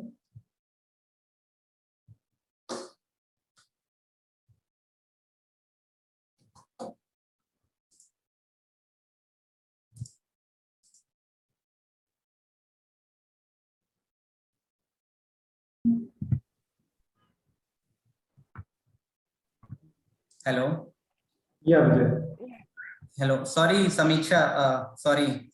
First, बहुत अच्छा लगा कि समीक्षा आप भी हो इसमें। आई नो यू पर्सनली, और बहुत ही अच्छा लगा आपकी आवाज सुनकर। अरे अरे, thank you. Even I am very glad कि आप इतने अच्छे टॉपिक में वेबिनार दे रहे हो। जी जी जी, थैंक सीरियसली यू। अच्छा लगा, पूरा वेबिनार देखा मैंने। बस मुझे एक छोटा सा राइट कि जैसे बच्चे होते हैं ना, तो जो नाना नानी दादा दादी होते हैं ना, वो अक्सर बच्चों को उस टाइप से बिगाड़ देते हैं कि ठीक है मम्मी पापा नहीं दिला रहे हैं, चलो मेरा माइंडसेट ऐसा है कि हाँ बच्चे को थोड़ा सा हार्ड वर्क करने तो कुछ चीज पाने के लिए। आपसे एक बार ये डिस्कस हुआ था बहुत पहले सोलिफाई के लैब में, तो मैं ये चीज अपनी दीदी की बेटी के ऊपर करती थी, ठीक है। लेकिन अगर मैं ऐसा करती थी तो मेरे मम्मी पापा क्या करते थे, ठीक है मौसी नहीं दिला रही, मम्मी पापा नहीं दिला रहे, हम दिला दे रहे हैं। तो अब उसके दिमाग में क्या बैठ गया, नानू दिला देंगे, नानू पैसा दे देंगे, नानू खरीद देंगे, नानू ये कर देंगे। तो ये चीज मतलब जो पैसे को लेके उसके अंदर मतलब कि कुछ भी है, अगर कोई नहीं दिला रहा है तो नानू दिला देंगे, मतलब स्टिल उसके अंदर ऐसा है ना कि पैसा उसके लिए कोई बहुत बड़ी बात नहीं है, राइट। उसके अंदर ये बैठ गया है और ये चीज मुझे उसके अंदर से निकालनी है। उसके अंदर से क्या, मेरे आसपास जो भी बच्चे हैं मेरे खुद के अपने, मुझे उनके अंदर भी ये चीज दिखता है तो मेरे को बुरा लगता है कि वो पैसों को एकदम सेकेंडरी या थर्डरी समझते हैं और कैसे तो भी यूज करते हो उसका, चाहे अपने मम्मी पापा के थ्रू निकलवाए या फिर अपने ग्रैंड पेरेंट्स के थ्रू निकलवाए। तो ये इस चीज को कैसे टैकल किया जाए, मेरे हिसाब से प्रॉब्लमेटिक है। आई थिंक काफी अच्छा क्वेश्चन है, बहुत से लोग कनेक्ट कर पाएंगे, मैं भी अपने बचपन में कनेक्ट कर पाऊंगा कि ऐसे ही होता था। देखिए यहाँ पे दो चीजें हैं, अब दोनों ही चीजों पे काम करना पड़ेगा। पहला, आपको जो लोग बच्चे को इस तरीके से हेल्प कर रहे हैं उनका माइंडसेट चेंज करना पड़ेगा। अगर वो कन्विंस होंगे तभी वो फॉलो करेंगे, लेकिन मैं ये बिल्कुल नहीं कहूंगा कि उन्हें बिल्कुल नहीं करना चाहिए। वो अब लाइफ के उस फेज में होते हैं जहां उनके लिए जो थर्ड जनरेशन होती है वो बहुत ही प्यारी होती है, और उन्होंने अपनी लाइफ में जो भी जोड़ा है शायद सेकंड जनरेशन से ज्यादा वो थर्ड जनरेशन के लिए ही जोड़ कर रखते हैं। तो उन्हें मौका मिलना चाहिए कि वो थोड़ा प्यार दिखा सकें, but at the same time आपको उन्हें ये समझाना है कि ये छोटा सा माइंडसेट चेंज उनकी लाइफ में कितना बड़ा एक रोल प्ले करेगा। वो भी यही चाहते हैं कि उनकी थर्ड जनरेशन सेकंड जनरेशन से और भी अच्छी निकले। तो जब आप उन्हें ये ड्रीम दिखाएंगे कि आपकी ये छोटी सी हैबिट कितना बड़ा चेंज लाएगी, तो शायद वो ज्यादा कन्विंस होंगे। डायरेक्टली बिना कोई चीज समझाए सिर्फ लागू कर देना या लड़ लेना या पाबंदी लगा देना, तो ये बहुत ही सेंसिटिव मैटर है जिसमें आपको समझना है कि वो लाइफ के काइंड ऑफ लास्ट फेज में चल रहे हैं जहां वो बहुत प्यार देना चाहते हैं और दे रहे हैं। और बच्चों का उनके साथ टाइम स्पेंड करना बहुत जरूरी है, क्योंकि वो प्यार वाली जो एजुकेशन है या जो फीलिंग है, जो सेंसिटिविटी है, वो उनसे आ रही है। तो आपको उनको कन्विंस करना है। जो आज हमने बातें की शायद ये बातें की जा सकती हैं, ये समझाया जा सकता है। तो ये हो गया जो आप उनकी तरफ करेंगे। बच्चे की तरफ अगर वो समझ तो अगर आप बच्चे की तरफ से देखें तो अगर बच्चा थोड़ा सा समझने लायक हो जाए तो धीरे धीरे आप उनके अंदर ये बात डाल सकते हैं कि आपको किसी से नहीं लेना है, आप खुद अचीव कर सकते हो। एक दिन आएगा जब आप खुद खरीदोगे। जैसे अगर आप बच्चे को लेट से आप बच्चे को कहते हैं ये सामान वहां रख कर आ जाओ, ये सामान वहां रख कर आ जाओ, बच्चा नहीं रखेगा। पर आप अगर ये कह दोगे, आप बच्चे से मत बोलो, आप लेट से अपने हस्बैंड से कह दो कि मुझे लगता है आदू ये उठा के वहां रख ही नहीं पाएगी, तुरंत उसको उठाना ही है, उसको रखना ही है। तो कभी कभी जब बच्चा छोटा होता है ना, रिवर्स साइकोलॉजी बहुत ज्यादा काम करती है। आप उसको बोल देंगे मुझे तो नहीं लगता कि तुम 1 किलोमीटर दौड़ सकते हो, शायद उसको 1 किलोमीटर पता भी नहीं, वो 10 मीटर दौड़ के आएगा, देखा दौड़ा ना 1 किलोमीटर। पर वो रिवर्स साइकोलॉजी है जो आपको, मतलब आपको कोई भी चीज डायरेक्टली नहीं मना करना है, आप एक स्टेप आगे सोचिए। जैसे आप बच्चों को खाना खिलाना चाहते हो, वो खा नहीं रहे, तो आप एक स्टेप आगे का सोचिए कि आप तो खाना है कि नहीं खाना बच्चे के दिमाग से निकाल दिया। आपने बोला देखें कौन पहले खाता है, और एक ही बच्चा है तो आप कह रहे हैं मुझे तो लगता है तुम ये खा ही नहीं सकते, तुम में तो इतनी एनर्जी है ही नहीं। अरे तुम खा ही नहीं पाओगे, तुम्हारा तो पेट इतना छोटा सा है। वो रिवर्स साइकोलॉजी है। वो बच्चे को खाना है कि नहीं खाना ये तो है ही नहीं, he is trying to prove himself. तो अगर बच्चा समझ सकता है तो उसको भी समझाइए। एक सेल्फ रेस्पेक्ट, अपने से लेना नहीं लेना भी एक बहुत अच्छा क्वालिटी है। जैसे हमारी मम्मी बताती थी जो पैसे लेता है वो तो गंदा बच्चा है, बुरा बच्चा है, वो तो पैसे ले रहा। जो नहीं लेता उसकी बाद में नाना नानी दादा दादी बहुत तारीफ करते, कितना अच्छा समझदार बच्चा है। हमारे घर में आते थे तो हमें सिखाया गया था कि उनके सामने नहीं खाना, तो हम फिर उनके जाने के बाद टूट पड़ते थे। एक बार एक मेहमान कार की चाबी छोड़ गए तो वो लौट लौट आए और हम 3 भाई हैं, तीनों टूट पड़े। और उन्होंने बहुत बोला था कि थोड़ा ले लो थोड़ा ले लो, नहीं लिया हमने। जैसे ही हो गए हम टूट पड़े, वो चाबी लेने आ गए।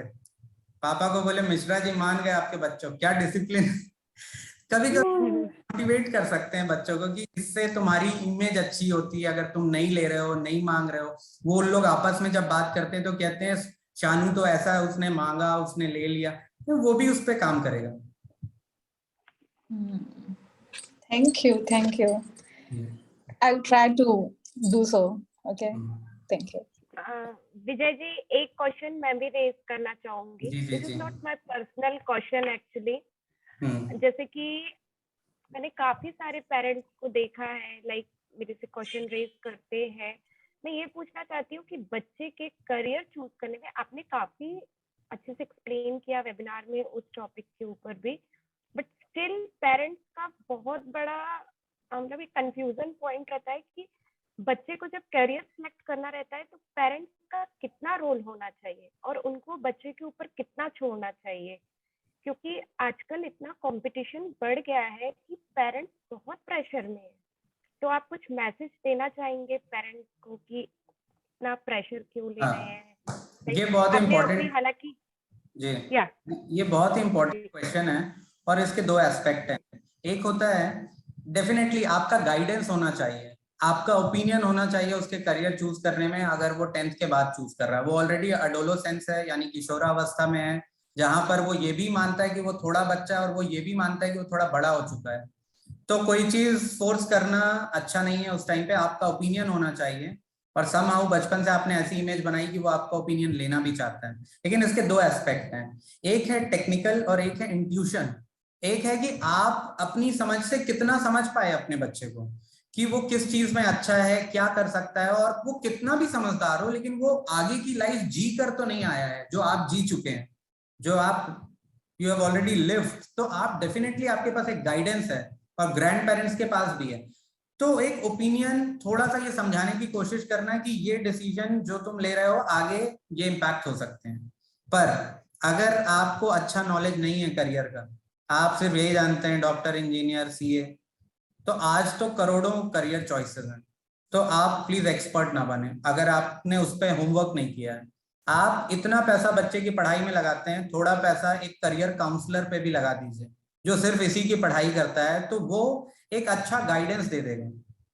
दूसरी चीज, आज की डेट में जैसे हमारे मतलब पहले हमारे सोसाइटी में एस्ट्रोलॉजी हुआ करती थी और कुंडली हुआ करती थी और बहुत सारी सटीक चीजें भी बता देते थे, वैसे ही बहुत सारी ऐसी टेक्निकल स्टडीज हो गई हैं। आप बच्चे का एक पर्सनालिटी टेस्ट करवा दीजिए, बच्चे का फिंगरप्रिंट स्कैन करवा दीजिए, बहुत सारी उसकी क्वालिटीज तो इनहेरेंट है। वो आम का पेड़ है कि बरगद का पेड़ है कि वो क्या है, बहुत सारी चीजें तो पहले से ही उसके अंदर है। तो आप टेक्निकली भी जा सकते हैं कि आप ये एक्सप्लोर करने की कोशिश करें कि मेरे बच्चे में एक्चुअली कौन सी चीजें ज्यादा हैं। वो कंप्यूटर साइंस ले रहा है लेकिन है अंदर से आउटडोर वाला, जैसे मैं एक्सेंचर में था और मैं हूँ आउटडोर वाला। मतलब मैं ज्यादा देर नहीं रह सकता एक जगह पे, मुझे बाहर रहना है नेचर में। तो मैं एक्सेंचर में चला गया, कांच की बिल्डिंग में 5000 लोग बैठ के एक शिफ्ट में काम करते हैं, मेरा दम घुटने लगा। तो अगर मुझे बचपन से पता चलता है कि मैं आउटडोर वाला ही हूं तो मैं जाता भी नहीं। और 1 साल करके फिर मुझे लकीली अच्छा मौका मिल गया, I am very happy, I keep travelling. और तो ना आप टेक्निकली भी पता कर सकते हैं, personality test, fingerprint scanning, maybe astrology, I don't know, ये सब बहुत लंबे टॉपिक्स हैं, पर टेक्निकल तरीके भी हैं जानने के कि आपके बच्चे के अंदर कौन सी क्वालिटीज हैं। और अगर आप करियर काउंसलर नहीं है या उतनी मेहनत नहीं की समझने के लिए, प्लीज आप खुद किसी से आइडिया लें या करियर काउंसलर से बात करें। हो सकता है 2-3 हजार रुपए लेगा लेकिन जिंदगी भर के लिए कोई सही चीज बता कर जाएगा। तो आपको दोनों तरीकों से अप्रोच करना चाहिए। टेक्निकली भी अगर आप सक्षम हैं, 4 पैसे खर्च करिए और बच्चे की क्वालिटीज को इससे पहले कि वो 20 साल का हो और आप समझ पाए, 5 साल की एज में ही जानने की कोशिश करिए कि उसकी बॉडी क्या कहती है। ये सारे फिंगरप्रिंट्स कुछ कहते हैं, हमारी पर्सनालिटी टेस्ट कुछ कहती हैं, हम किस तरीके, हमारा हर एक एक्शन कुछ ना कुछ कहता है, पर वो लैंग्वेज हमें नहीं आती, हम नहीं पढ़ पाते। तो आप उनसे कंसल्ट करिए जो एक्सपर्ट हैं। इतनी फीस, इतनी ट्यूशन फीस, कितना पैसा हम स्पेंड करते हैं, थोड़ा सा इन चीजों में करें और करियर काउंसलर से गाइडेंस लें। आई एम श्योर अच्छा डिसीजन लेंगे। लेकिन at the end of the day career कभी भी फिक्स नहीं होता, डिसाइडेड नहीं होता। वो जो भी आपने किया उसके बेसिस पे हो सकता है वो एक बैंकर बन जाए, 5 साल बाद छोड़ के बिजनेसमैन बन जाए और 10 साल बाद छोड़ के कोई साधु बन जाए, आपको नहीं पता। सो आप सिर्फ एक इनिशियल फेज में हेल्प कर सकते हैं, तो do it smartly. Okay, thank you जी। और कोई? आई थिंक दिया आप कुछ बोलना चाह रही थी, आपने शायद चैट में भी लिखा है।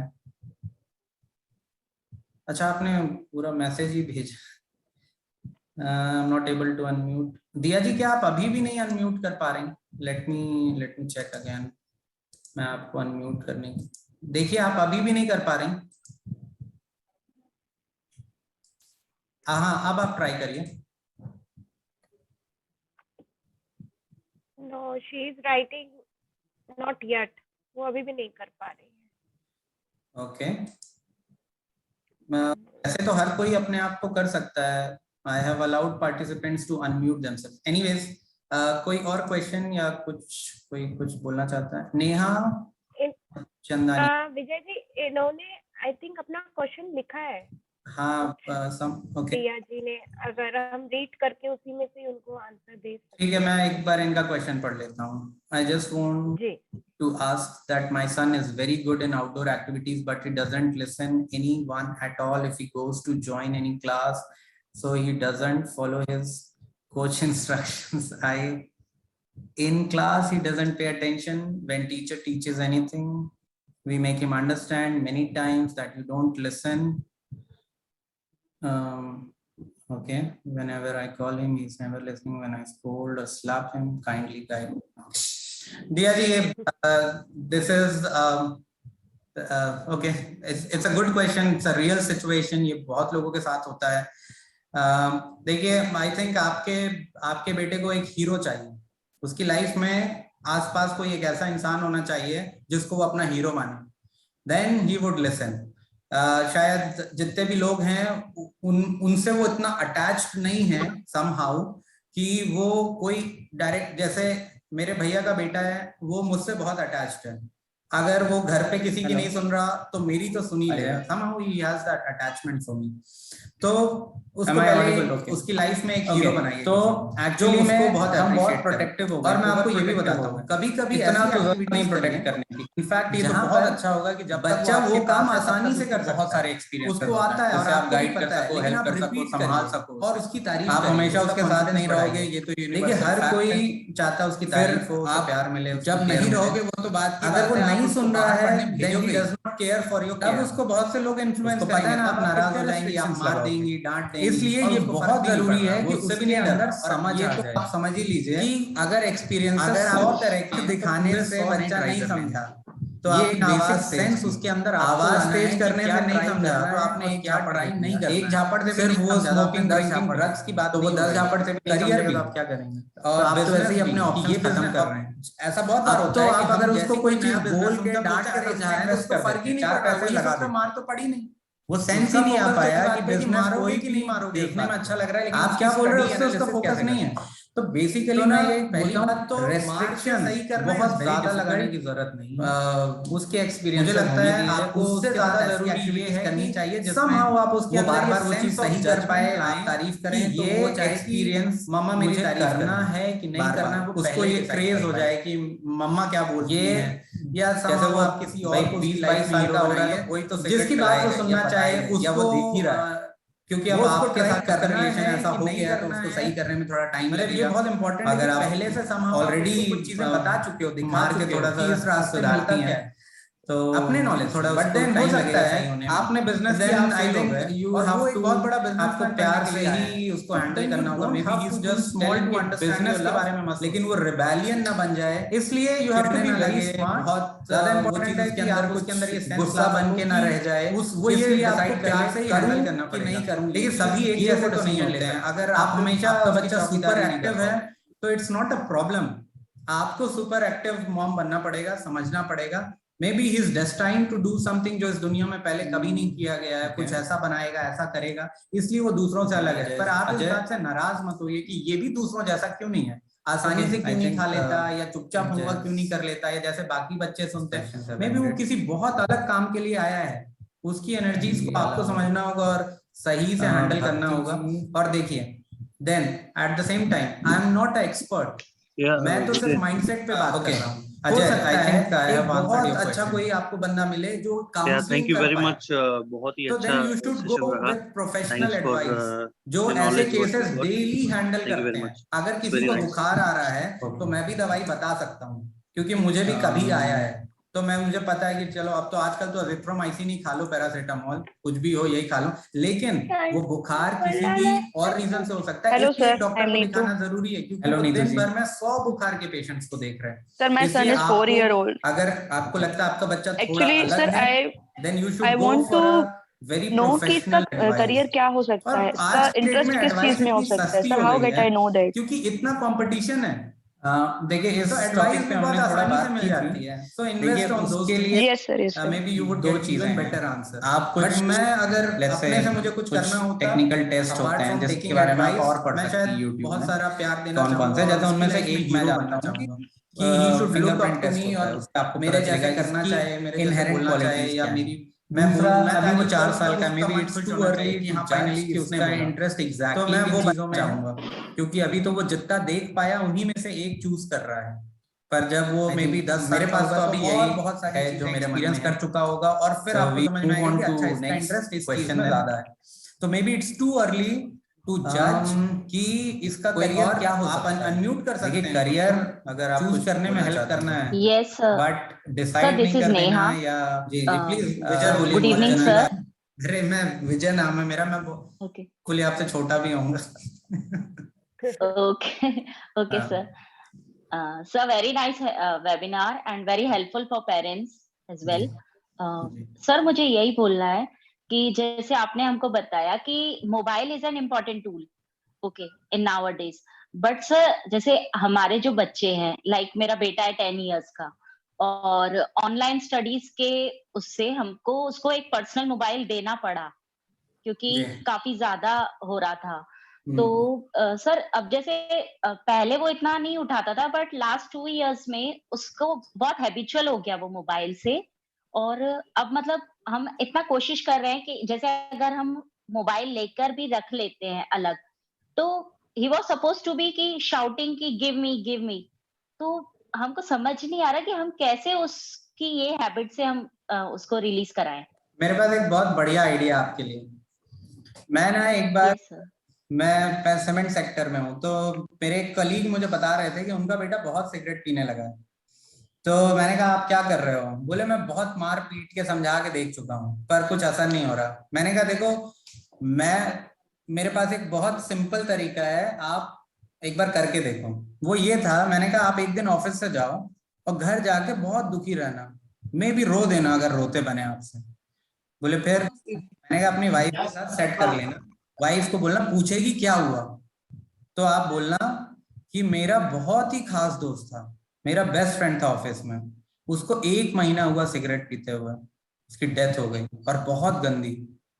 कभी कभी थोड़ा सा डर काम आता है, और आदत को छुड़ाने के लिए कभी कभी नॉलेज से ज्यादा डर काम आता है। मैंने कहा आप अपने बच्चे से मत बात करो, और आप जो है एक ऐसा ड्रामा पोर्ट्रे करो कि आप उससे बात भी नहीं कर रहे हो, लेकिन बात पूरी उसी के मन में जा रही है। तो अगली बार जब वो सिगरेट उठा रहा है तो उसके मन में ये थॉट आए तो कैसे मरा होगा भाई, क्या हुआ होगा उसको। और आजकल तो वैसे भी आप देखते हैं कि क्या क्या एड्स आते हैं, यहाँ कैंसर वहां कैंसर। तो अगर आपका बच्चा बार बार मोबाइल मांग रहा है तो आप किसी दिन यही ड्रामा करिए। आपका बच्चा साथ में तो नहीं है? नो सर नहीं है। ओके, तो आप ना किसी दिन ये बताइए, उसके सामने आप अपने हस्बैंड से बात करिए या किसी से भी, और बताइए कि एक बच्चा था बहुत मोबाइल चलाता था, तो उसकी एक आंख टेढ़ी हो गई और वो बहुत ही अजीब था, पता नहीं कितना अजीब सा दिख रहा था, और मैं भी आप गूगल से एक फोटो भी निकाल सकते हैं ऐसी। और बोले उसको सिर्फ 1 ही साल हुआ मोबाइल यूज करते, कोविड टाइम में ज्यादा यूज कर रहा था, और उससे तो बात ही मत करिए, वो अपना चला रहा हो। समहाउ ये आप कुछ ऐसे आइडियाज थोड़ा सा लेकर आइए, उसको लगे कि नहीं मुझे ऐसा नहीं होना चाहिए। एंड देन ये हो गया डायरेक्ट उसी टॉपिक पे बात करना। Maybe you have to find an activity जो मोबाइल चलाने से कहीं ज्यादा इंटरेस्टिंग हो, और वो एक्टिविटीज एक्चुअली वही होती हैं जिसमें आपकी तारीफ हो, जिसमें आप हीरो हो ना, उस जगह पे आप हमेशा रहना चाहोगे। अगर आपको पता है कि उस जगह पे आप ही बेस्ट परफॉर्म करोगे, जैसे आप कोई गेम खेलिए साथ में and let him win most of the time, तो जब आप वो एक्टिविटी करने जाएंगे वो दौड़ के आना चाहेगा because he is going to win. उसको ये पता है। तो ना ये एक तो डायरेक्ट कि आप प्रॉब्लम पे ही फोकस कर रहे हैं, और दूसरा एक स्टेप आगे सोचिए कि क्या क्या साइकोलॉजी होती है एक बच्चे के दिमाग में कि वो हमारी तरफ अट्रैक्ट हो, हमारी एक्टिविटीज में शामिल हो। एंड देन देखिए सबसे इम्पोर्टेंट है, आप खुद बैठ के मोबाइल मत चलाते रहिए उसके सामने, क्योंकि अगर आप करते हैं then it's very difficult to, कोई फादर सिगरेट पीते हैं और बच्चे को समझा रहे हैं तो इट्स ऑलरेडी यूजलेस, वो सीख चुका है, आपके बोलने से उस पर असर नहीं होगा। आप छोड़ दो तो शायद वो छोड़ दो, तो आपको भी इस चीज का ध्यान रखना पड़ेगा। Okay okay, thank you sir, thank you.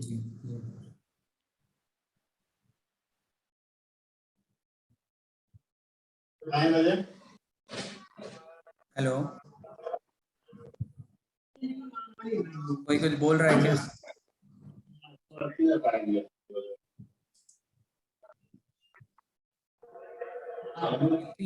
AP कौन है? Enable to Ankita Pathak, Ajay to me, please unmute me. Ajay, okay. Ajay, can you unmute yourself? Yeah. Hello Vijay, how are you? हाँ अजय, क्या हाल है? बढ़िया बढ़िया। मेरा एक क्वेश्चन था रिलेटेड टू डिसिप्लिन। कहीं हमने अपनी भी जीवनी में देखी है कि डिसिप्लिन बहुत ही इम्पोर्टेंट होता है। तो ये जो इम्पोजिंग है ऑन चिल्ड्रन, डिसिप्लिन को लेके काफी इश्यूज होते हैं हर पेरेंट्स में। तो किस एज से स्टार्ट करना चाहिए और वो तरीका क्या होना चाहिए कि हम डिसिप्लिन इम्पोज करें, और क्या क्या चीजें इनैक्ट करनी चाहिए? क्या सारे डिसिप्लिन एक साथ या फिर धीरे धीरे? ये इस टॉपिक पे मेरा सवाल है actually. Okay, so that's a good question Ajay. सबसे पहले तो डिसिप्लिन जो है वो बहुत बहुत बहुत इम्पोर्टेंट है। मोटिवेशन से भी ज्यादा इम्पोर्टेंट लाइफ में डिसिप्लिन होता है। आपने देखा होगा बहुत सारे रेजोल्यूशंस हैं जो आप अपनी लाइफ में लेते हैं कि अब से मैं ऐसा करूंगा, और 4 दिन बाद वो मोटिवेशन चला जाता है। पर अगर आप डिसिप्लिन आ गया तो आप हमेशा परस्यू करेंगे। आप होगा कि जो आर्मी ऑफिसर्स होते हैं उनके अंदर एक डिसिप्लिन आ जाता है, रिटायरमेंट के बाद भी वो सो नहीं पाते, वो अगर टाइम हो गया तो उठ ही जाएंगे, बेड से बाहर आ जाएंगे। तो डिसिप्लिन आपको हमेशा वो काम करवाता रहे। तो डिसिप्लिन इज वेरी इंपॉर्टेंट। जब तक बच्चा आपका समझ नहीं सकता डिसिप्लिन क्या होता है, इतना छोटा है, तो वो सिर्फ आपको देख के सीखेगा। हर दिन आप जो करोगे वो फॉलो करेगा। तो डिसिप्लिन एक्चुअली में कुछ नहीं है, एक हैबिट है कि वो बन गई। डिसिप्लिन क्या ही है? किसी चीज को बार बार कंटिन्यूअसली सेम टाइम पे करते रहना इज डिसिप्लिन। हैबिट भी वही है। तो आपको जो आप करोगे, अगर वो समझ नहीं सकता तो आपको देख के समझेगा। जब वो समझने लायक हो जाए देन तो फिर आप उसको समझा सकते हो कि डिसिप्लिन क्या होता है। बट देखिए सबसे इम्पोर्टेंट ये है कि आप उसके हीरो हो कि नहीं।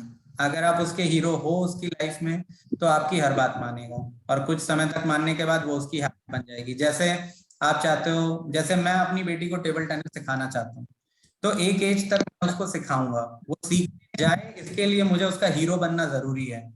अगर वो कुछ तो फिर मैं जाऊं नहीं जाऊं, वो उसके अंदर आ गया, वो खेलेगी, उसका पैशन भी बन गया, फॉलो करेगी हमेशा, क्योंकि अब वो उसमें उसको तारीफ मिलती है, अचीवमेंट्स मिलते हैं, अवार्ड्स मिलते हैं, तो वो उसको करना ही चाहेगी। तो डिसिप्लिन, देखो डिसिप्लिन तो वैसे भी word you know it's a negative word. Discipline मतलब क्या है? करने का मन नहीं है लेकिन करना है, इज डिसिप्लिन।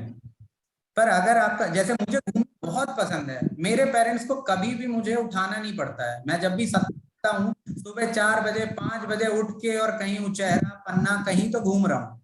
सुबह उठना, मेरे पेरेंट्स मेरे अंदर सुबह उठने का डिसिप्लिन चाहते होंगे, लेकिन मैं तो उससे बहुत आगे हूँ। मुझे तो शौक सुबह घूमने का है, फोटोग्राफी का है, कार चलाने का है। तो वो तो डिसिप्लिन की बात ही नहीं है, मेरे लिए डिसिप्लिन है ही नहीं। वो तो उसके लिए है जो उठता उसको उठाना है। तो आप ना कोई एक ऐसा उसके आगे का स्टेप लेकर आओ कि ये चीज तो, अगर आप उसको घूमने का शौक लगवा दो तो सुबह तो उठेगा ही बाय डिफॉल्ट। मेरे पापा जब मुझे उठाते थे तो उठाते ही साथ ये कहते थे जाओ थोड़ा खेल के आओ। मैं जानता था अंदर से कि इनका मतलब खेलने से 15 ही मिनट होगा, 15 मिनट में क्या ही खेल के आ सकता है। लेकिन मेरे को ये लगता था कि उठते ही साथ मुझे मुंह धोना है, करना, ये सब नहीं है, मुझे उठते ही बाहर जाना है। तो मुझे वो आदत समहाउ मुझे अच्छा लगने लगा सुबह उठ के बाहर जाना। तो वो मेरे लिए डिसिप्लिन नहीं था। अब अगर सुबह उठ के पढ़ना है और मेरा मन नहीं है तो मेरे लिए डिसिप्लिन कहलाएगा। तो make that activity very enjoyable. अब जैसे आप बच्चे को ब्रश कराने ले गए, और मैं तो जब अपनी बेटी को ब्रश कराने ले जाता हूँ तो मैं उससे खूब सारी बातें होता हूँ, और हमारा एक बहुत अच्छा वो है कि वो एनिमल्स के नेम बोलती जाएगी, मैं साउंड निकालते जाऊंगा, मैं बोलूंगा वो निकालेंगे। ब्रश तो हो ही रहा है, पर हम कोई गेम खेल रहे हैं, हमारा किसी चीज में हम इन्वॉल्व है। ब्रश तो चल ही रहा है, मेरे को ये नहीं बोलना पड़ता मुंह खोलो मुंह खोलो, वो तो चल ही रहा है, हम कुछ अपना बात कर रहे हैं। तो ना आपको जो भी सिखाना है उसको एंजॉयबल बनाइए, उसको वहां पे तारीफ मिले, वो एंजॉय करे, तो वो चीज, वो एक्टिविटी उसके लिए पैशन बन जाएगा। Then you don't have to inculcate discipline. Discipline is जब आप करना चाहते हो पर करना है। Alright, very well understood Vijay, thank you very much. मेरा दूसरा सवाल है रेस्ट्रिक्शंस को लेके। आमतौर पर देखा गया कि पेरेंट्स पहले भी, आज तो उतना नहीं, पर पहले रेस्ट्रिक्शंस काफी लगाते थे। वो इसलिए भी क्योंकि डर भी होता है कि कहीं कुछ गलत ना हो जाए या बच्चे कहीं अलग ट्रैक पे ना निकल जाए। तो और जब रेस्ट्रिक्शन लगाते हैं तो ये भी बहुत पेरेंट्स को फील होता है कि हम कुछ ज्यादा कर रहे हैं, थोड़ी बहुत फ्रीडम तो देनी चाहिए।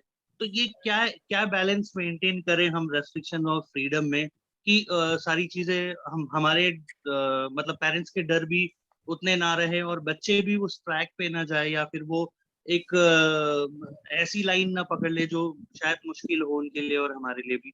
इसका एक ये आई मीन रेशियो क्या मेंटेन रखना चाहिए रेस्ट्रिक्शन और फ्रीडम के बीच में? देखिए, वैसे तो आज की डेट में हम सभी पेरेंट्स बहुत प्रोटेक्टिव, ओवर प्रोटेक्टिव हैं। वो एग्जैक्टली करना चाहते हैं बच्चा मिट्टी ना खा ले, मिट्टी ना छू ले, कीचड़ ना लग जाए, बचपन से ही चालू हो गया, साफ रहे, ये ना हो। एक्चुअली में मिट्टी कितनी इंपॉर्टेंट है ये बताने की जरूरत नहीं है।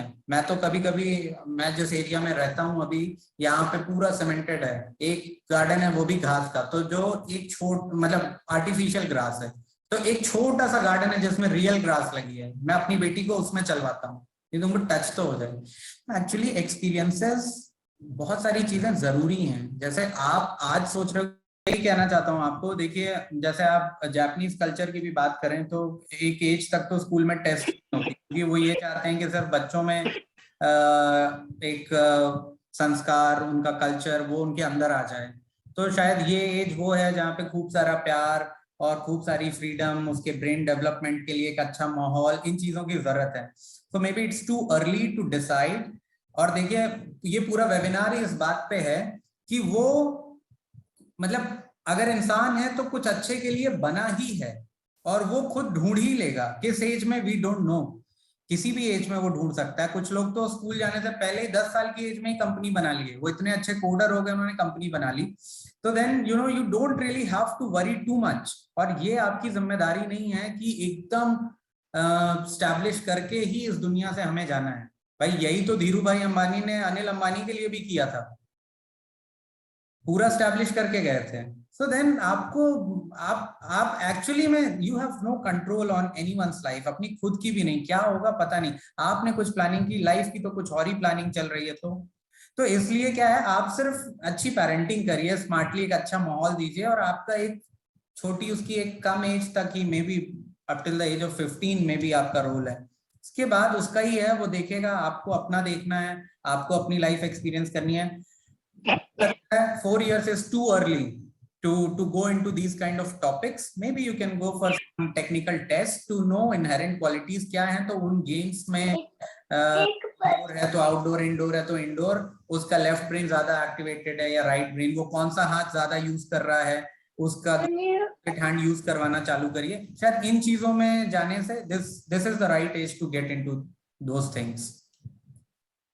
Okay, thank you sir. Sir actually second question is, sir हम लोगों के पास इतनी फैसिलिटी नहीं होती कि हम बच्चों को हर चीज इंट्रोड्यूस करवा सकें। कहीं ना कहीं लाइफ में कुछ मिस होता है, तो सर क्या ये कंपलसरी है कि हम उसको हर चीज इंट्रोड्यूस करवाने के लिए दौड़े, रन करें? नहीं, देखिए ऐसा बिल्कुल नहीं है कि जो बच्चे अपनी लाइफ में बहुत सारी चीजें एक्सपीरियंस कर लिए, बहुत ट्रैवल कर लिए, बहुत कुछ खा लिए, बहुत लोगों से मिल लिए, वही अच्छा करेंगे। और आई थिंक हम सभी उस चीज के एग्जाम्पल्स हैं। हम सब जो यहाँ पर हैं कि हम सभी अपनी लाइफ में कुछ ना कुछ अच्छा कर रहे हैं, और ऐसा नहीं है कि हमारे पेरेंट्स ने ताजमहल खरीद के दे दिया था। तो आप जो भी कर सकें। और देखिए एक चीज और बताता हूँ, घुमाने ले जाने का ये मतलब नहीं है कि आपको उसको गोवा या दिल्ली या हिमाचल ले जाना है। आप पन्ना और चेहरा भी घुमा देना तो वो एक एक्सपीरियंस है। आप देखिए एक्सपीरियंस देना इतना मुश्किल नहीं है। लास्ट मेरा क्वेश्चन चल रहा है जी। Yes sir. No sir, actually मैं एक्सपीरियंस का मतलब है अनुभव, जो उसे ये दुनियादारी, दिस एंटायर वर्ल्ड कैसे ऑपरेट करता है वो समझ सके, लोग कैसे होते हैं, क्या फीलिंग्स होती हैं। और ये बहुत महंगे नहीं होते हैं। आप वॉक पे भी ले जा रहे हैं, वो भी बाइक पे भी घुमा रहे हैं, वो भी कभी महीने में एक बार उचेहरा पन्ना, कभी सफारी करा दी। इट्स नॉट नेसेसरी कि बहुत सारा पैसा लगेगा, पर छोटे छोटे छोटे एक्सपीरियंसेस होने चाहिए। उसे कभी ढाबे में भी खाना चाहिए, कभी रेस्टोरेंट में भी खाना चाहिए, घर में भी खाना चाहिए, दूसरों के यहाँ निमंत्रण यानी इनविटेशन में भी खाना चाहिए। हर चीज में छोटे छोटे, साइकिल रोड पे भी, गली में भी, पहाड़ों में भी, हर जगह का छोटा छोटा आप जो प्लान कर सकें। और बाकी ऐसा नहीं है कि बहुत बहुत सारे एक्सपीरियंस होने के बाद ही वो अच्छा करेगा, नहीं। और सर उसका पैशन क्या है, ये हम कैसे वॉच कर सकते हैं? ये तो किसी का डिसाइडेड नहीं होता। देखिए स्मृति ईरानी जी का, आपकी जो वो स्मृति ईरानी जी हैं, तुलसी, उनका पैशन कभी मैकडॉनल्ड्स में झाड़ू ही लगाना था, उसी को अच्छे से कर रही थी। तो मॉडलिंग हो गया, उसी को अच्छे से कर रही थी। फिर टीवी सीरीज हो गई, टीवी सीरियल्स डेली सोप करने लगी। अब पैशन उनका पॉलिटिक्स है या समाज सेवा है, जैसे भी देखें। तो पैशन तो बदल जाएगा। तो आपको पैशन आज कैसे चूज कर सकता है? वो 4 साल का है, उसको तो पता ही नहीं है सारी चीजें दुनिया की। अभी तो शायद आप भी अपना पैशन नहीं डिसाइड कर पाए और देखना जानना। तो पैशन का age is very very difficult to decide. Passion और कोई चीज आप उससे गुजर चुके हैं, जैसे आपने सोशल वर्क देखा 20 साल की एज में और आपको नहीं जमा, ये सोशल वर्क क्या है यार, अपनी लाइफ पे फोकस कर। और 35 की एज में सोशल वर्क में ही पैशन आ गया आपको कि यार हम कर क्या रहे हैं एक्चुअली में, तो हमें सोशल वर्क में जाना चाहिए। और आप उससे गुजर भी चुके हैं, आपको पसंद भी नहीं आया था। तो पैशन तो बदल भी जाएगा आपके सामने आने के बाद भी, क्योंकि तब वो समझ नहीं थी ना कि ये हमें पसंद आ रहा है कि नहीं, या ये अच्छा है कि नहीं। तो पैशन बदल जाएगा। तो इट्स टू अर्ली। मैं आपको यही बोलूंगा, आप मस्त रिलैक्स हो जाइए, बच्चे को बढ़िया एनवायरनमेंट दीजिए, और ये छोटी छोटी चीजें, ट्रिक्स जो हमने बात की, left brain right brain activate करिए, खिलाइए, हंसाइए, उसकी लाइफ में हीरो बनिए। कोशिश करिए कि ज्यादा डांटना मारना ना पड़े, कैसे क्रिएटिव तरीके से अपनी बात मनवा लें, उसकी हेल्थ पे ध्यान दीजिए। इन्हीं से वो अच्छा कर जाएगा। नंबर वंबर का तो बिल्कुल ध्यान मत दीजिए, बेसिक एजुकेशन मिल जाए बस, फिर तो अच्छा ही करेगा। Okay, thank you sir. जी।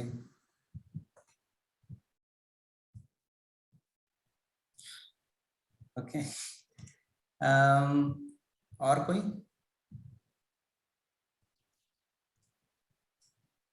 Okay, I think we are done with questions. सबसे पहले तो मैं आप 11-12 लोगों को बहुत बहुत धन्यवाद देना चाहूंगा कि आपको इस चीज की इतनी वर्थ समझ में आई कि आप दूसरों के क्वेश्चन आंसर्स तक भी रुके। बहुत बहुत थैंक यू। क्योंकि मैं हमेशा मानता हूँ टाइम ही सबसे इम्पोर्टेंट चीज है, जो आप अपने लिए भी खुद को दे सकते हैं, और दूसरे को भी सबसे इम्पोर्टेंट वैल्यूएबल गिफ्ट यही है जो आप दे सकते हैं, और वो आपने दिया। निकालिए ना। Sure you all are going to be smart and good parents, और आप ऑलरेडी होंगे। बहुत थैंक यू। मुझे भी बहुत अच्छा फील हो रहा है कि मैंने ये चीजें शेयर की, और क्योंकि अब मैं और अच्छे से अपने बच्चे पे, अपनी लाइफ में, और ये it was not just about parenting, this was more about life, जिंदगी के बारे में ज्यादा था रादर देन करियर या सिर्फ पेरेंटिंग। तो मैं और बेटर, ज्यादा अच्छे से अब समझ पा रहा हूँ चीजों को, शेयर करने का यही पावर।